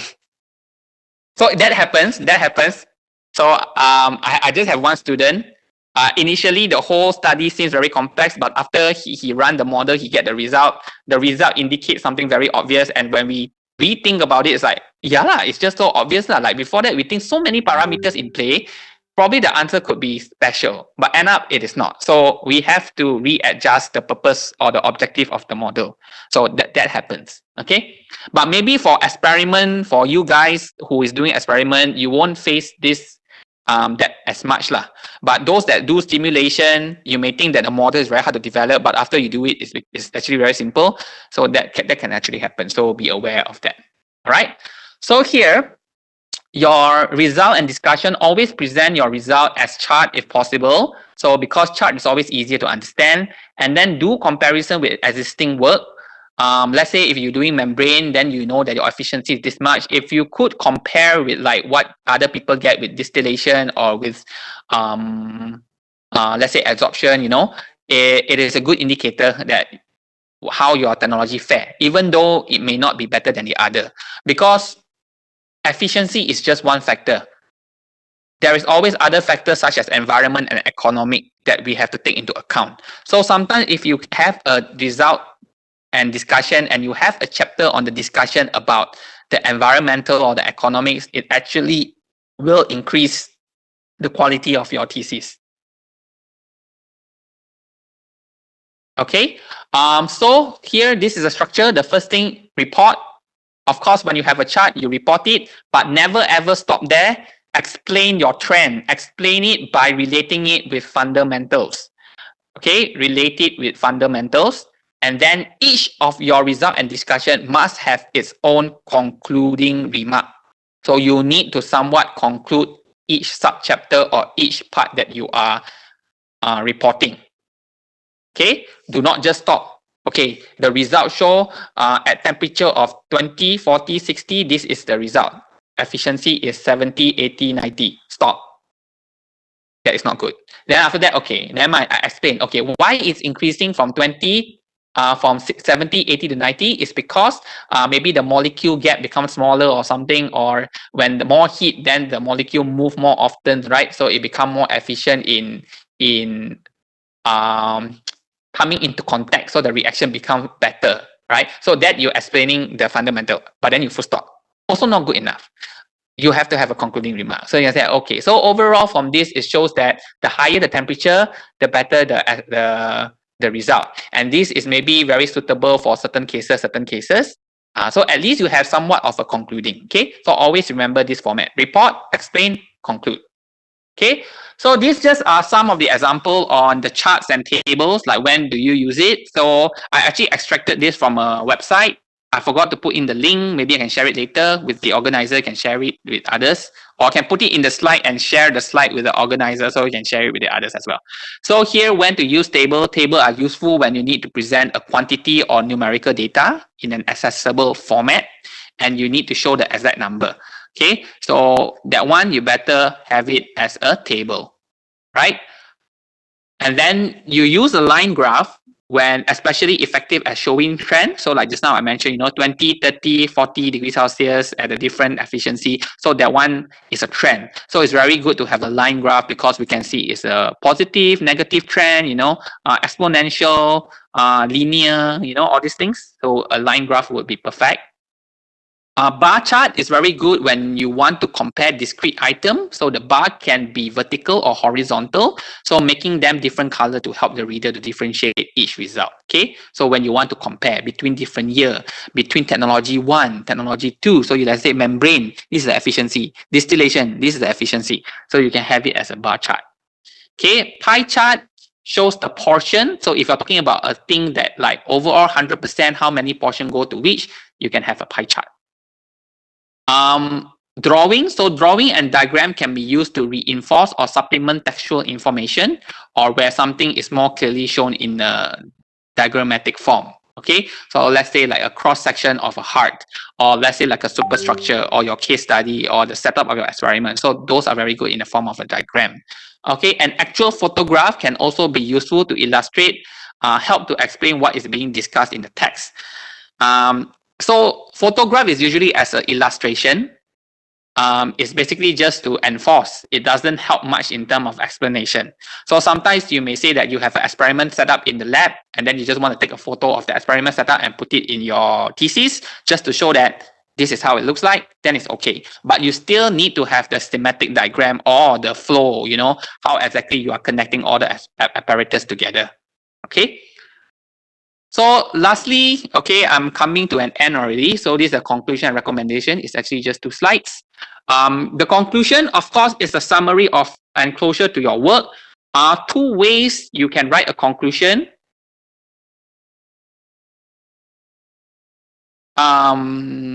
Okay, 2 ways you can write a conclusion. First is to highlight the main finding from your result and discussion. So this is to re-emphasize the main finding. It's okay to re-emphasize. So let's say you have the result showing positive trend. So you re-emphasize and say, okay, this positive trend show that, at higher temperature, it is very good. So whatever lah, it's okay to re-emphasize.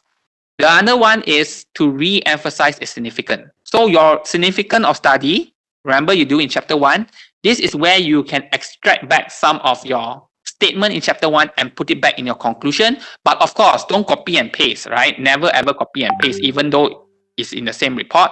So try to restructure it a bit and then re-emphasize and saying that whatever that you're doing is actually good for the community, good for the society, good for policymakers, good for engineers, good for everything. Okay, so that would be a good conclusion. Okay, so before I go to recommendation, I see there's a lot of question in chat. So let me address that first.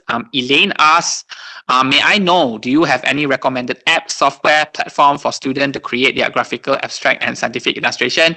My answer is sorry, I do not have. I usually ask my students to go search for themselves. Okay. When I was a PhD student, most of the time I draw graph. I'll just use Excel. Okay, I think you don't really need a very fancy software. Whatever you find from Excel, Word, PowerPoint is good enough. And that also is something good for your panel, because most of us, we are very tuned into Microsoft. So if you use that Microsoft software, then you give a sense of like familiarity. If you suddenly put a different graph, then maybe it give me a bit of culture shock and I have to adapt myself again. So just use whatever that you have in Excel, okay? Yang Chong Sing asks, is it really good or acceptable to use Microsoft Excel? Yeah, so when I'm saying right, just use Microsoft Excel. It's good enough. Okay, all right. Okay, so recommendation.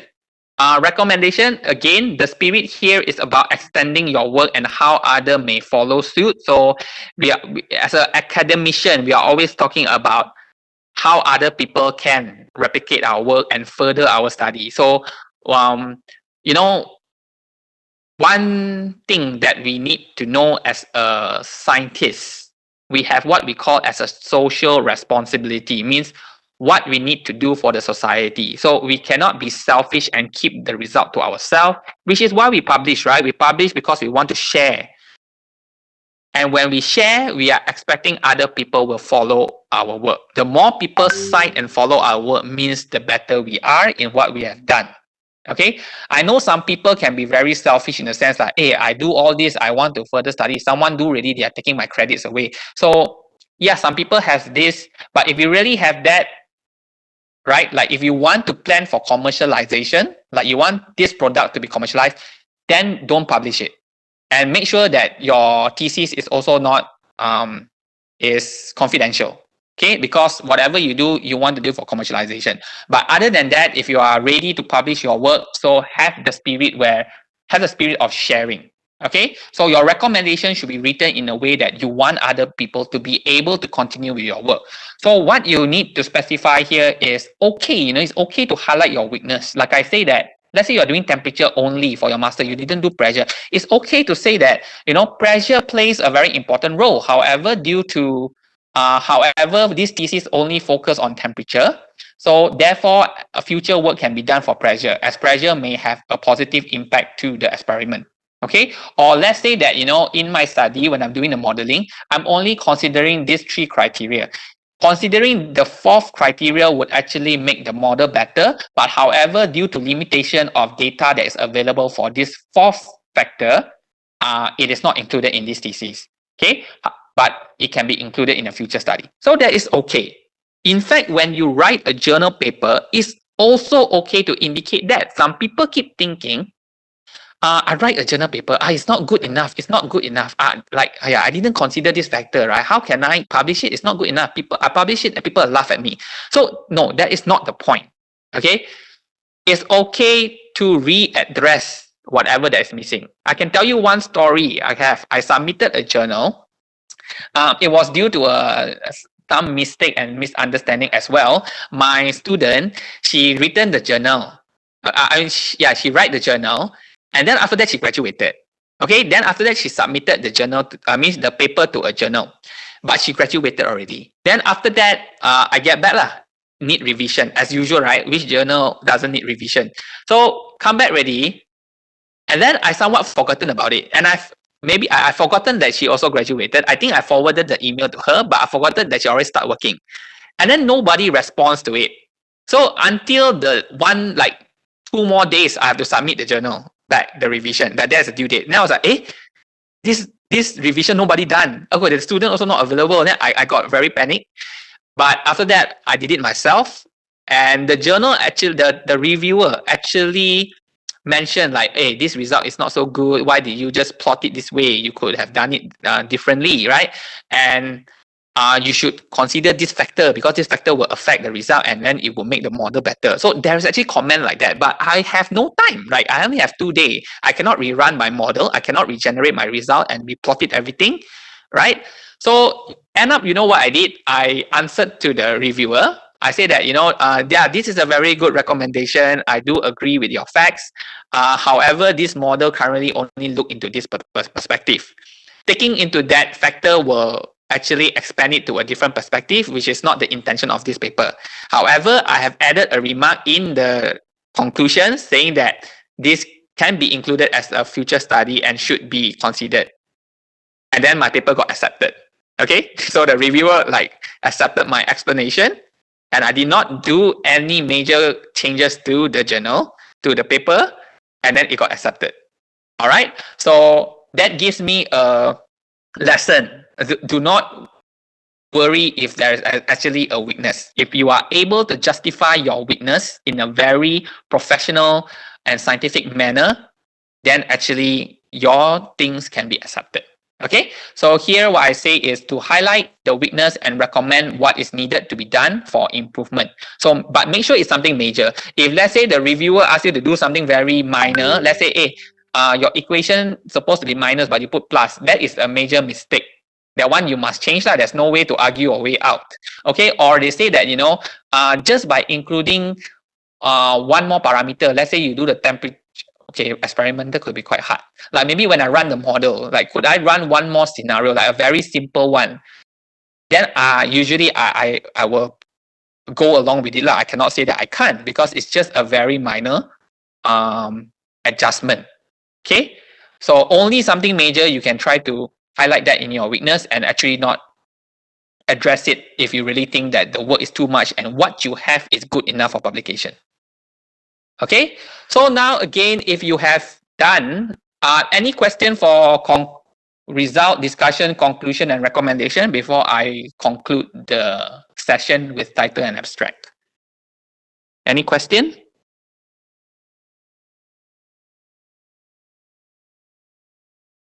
Okay, Sam has a few questions here. Can we use statistical software? Actually, you can use any software as long as the message is delivered.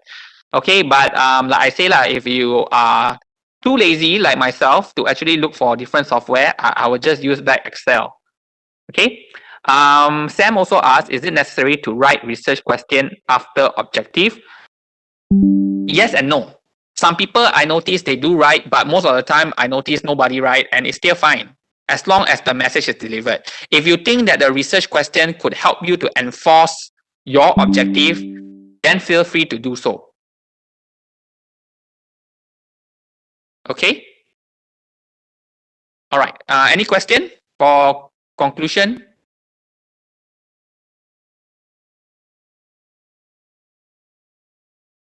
All right, so let's say if you have now written all the thesis, if you notice why I put this title and abstract as the last slide, which means, right, before I write my entire thesis, I do not even care about my title. Okay, one thing is that I know a lot of us, when we do the proposal, we already have the title, we already have our structure. But again, I don't know some of you in third year, have you faced this problem? But technically for me, I did face this problem during my PhD. But for you, for those who are first year, do be prepared. Because along the journey of your PhD, whatever that you do might change significantly. I can tell you my original title that I presented for my proposal is not the same as the one that I presented for my thesis. I actually changed entire thing, but I changed it very early, like after my presentation, about a month or two after my. Actually, I start changing it during before my first stage, but I got no time to change it, so I just presented my first stage as is. But actually, my direction start changing already. So technically, by the end of the day when I presented my thesis, it was actually already a different topic. And like I tell you, I wrote a lot of paper during my journey, and I didn't really write my thesis until the last 3 months or the last 6 months, I can't remember. So each day I was writing a little bit and a little bit. So when I restructure everything, I finally get a clearer picture on my entire thesis, and only then I gave a title to my thesis.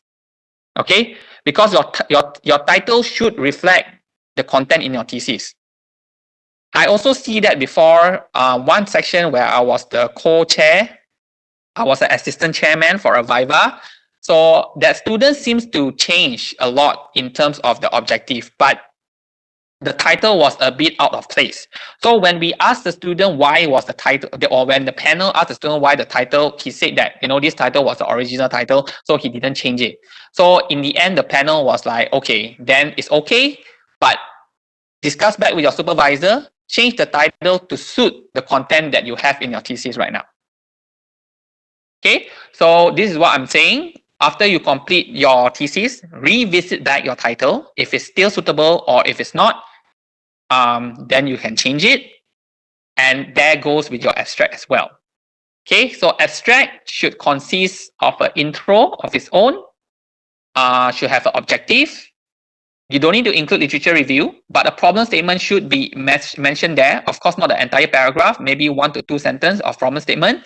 Then your objective and the method you use to solve the problem, and also the major result and discussion. Sometimes your result discussion is a lot. You have a lot of sub-chapter. You do a lot of different. You don't have to add everything in your abstract. Okay, only the major result and discussion that answer directly your objective. Okay. All right. So that's all for my presentation. Okay. So I believe I can open it up for Q&A, and there's already one question from Ayub. So Ayub asked, can we split our result into different research paper, as my paper got minor comment from one, but other reviewer reject based on similarity with previous published article, and editor also reject. Should I write back to the editor? Can we split our result into different research paper? Okay, Ayub, this question is not really thesis related, but it's for journal related. But my answer to you is that if the result is really interconnected with the next one, let's say that, you know, without the first part of the without the second part of the result, the first part of the result will not be as impactful. In that case, I will reject, or I will not advise you to divide it, because if you divide it in such way, in scientific world, in our community, we call that salami slicing. It's actually a bad practice. So we do not encourage people to cut their research into several parts so that they can have multiple of journal for publication. Okay, but however, if your result is too much to explain in one journal and by itself it can stand alone, then by all means consider to write it as a separate paper. Okay, so for example, like for my case, because I do the for me it's modeling, right? So my first model is all about the model, and then I show the optimal result of the model and slightly different sensitivity analysis. So that one I package it as one, but later I use the model to do further review, like based on very significant or specific scenarios, 4 to 5 scenarios. So it's very difficult if I have a journal explaining my method of the model and how I construct the model, and then after that I have another section talking about my scenarios. So if I put that into the same paper, the paper will be extremely long. So for that case, I split it into two.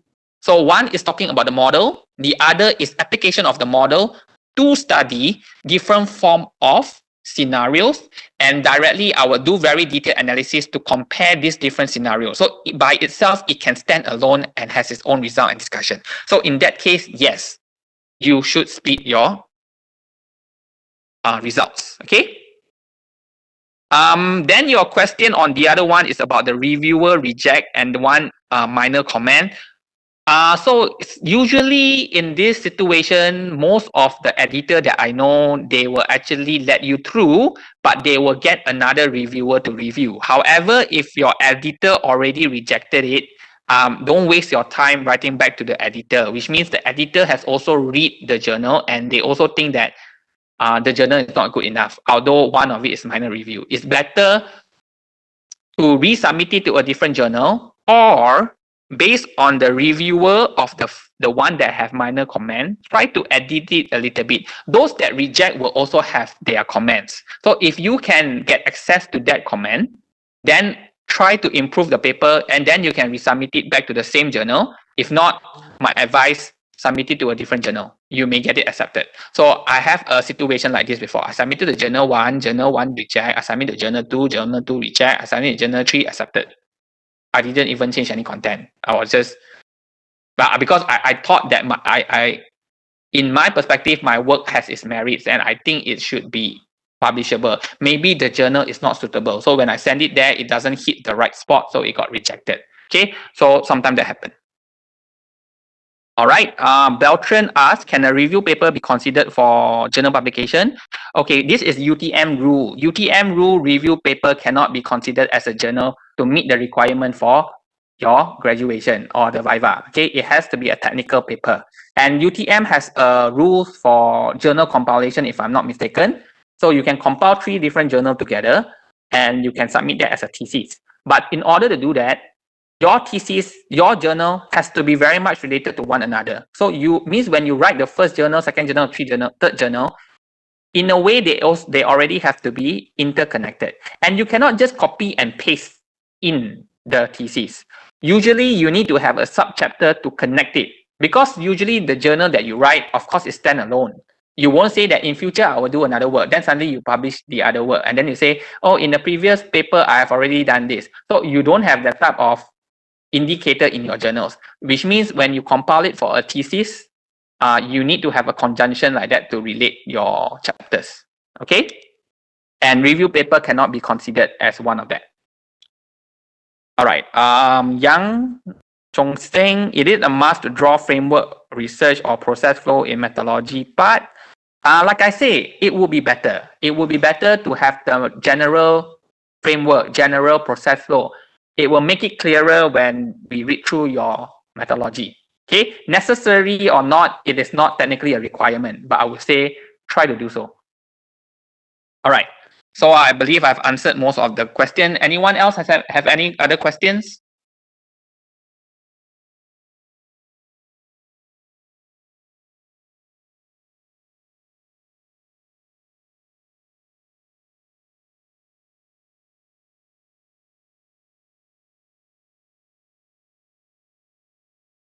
Okay, anyone else have any question? If no question, I'll pass it back to the organizer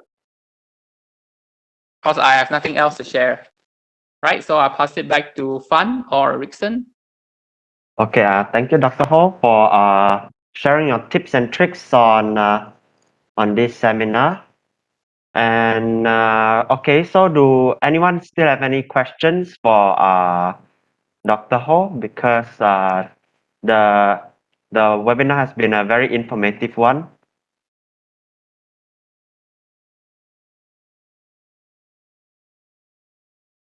Okay. Okay, I think cause a lot of people have asked a lot of questions in between, so Yeah, I think so. So it's okay. And okay, it's with a heavy heart to announce that due to some time constraints, we have to end our online sharing session today. But first, can we all have a photo session together?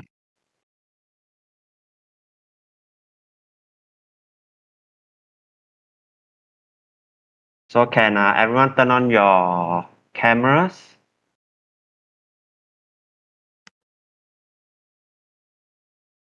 Okay, turn on your cameras, guys.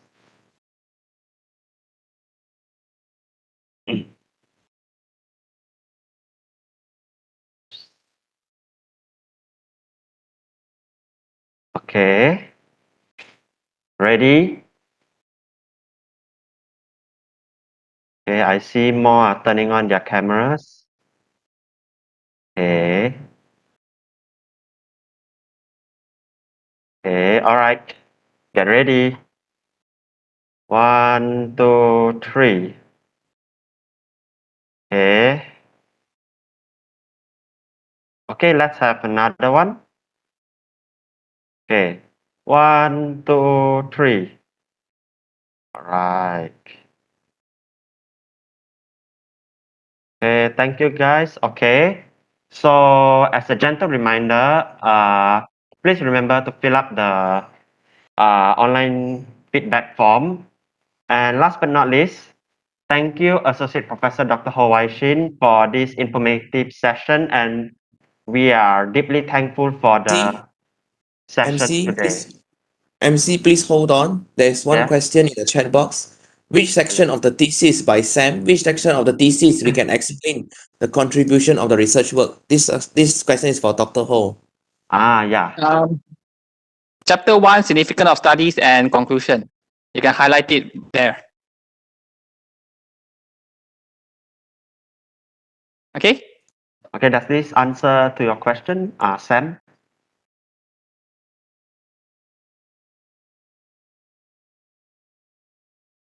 Okay. And of course, like your whole chapter 1. Yeah, true.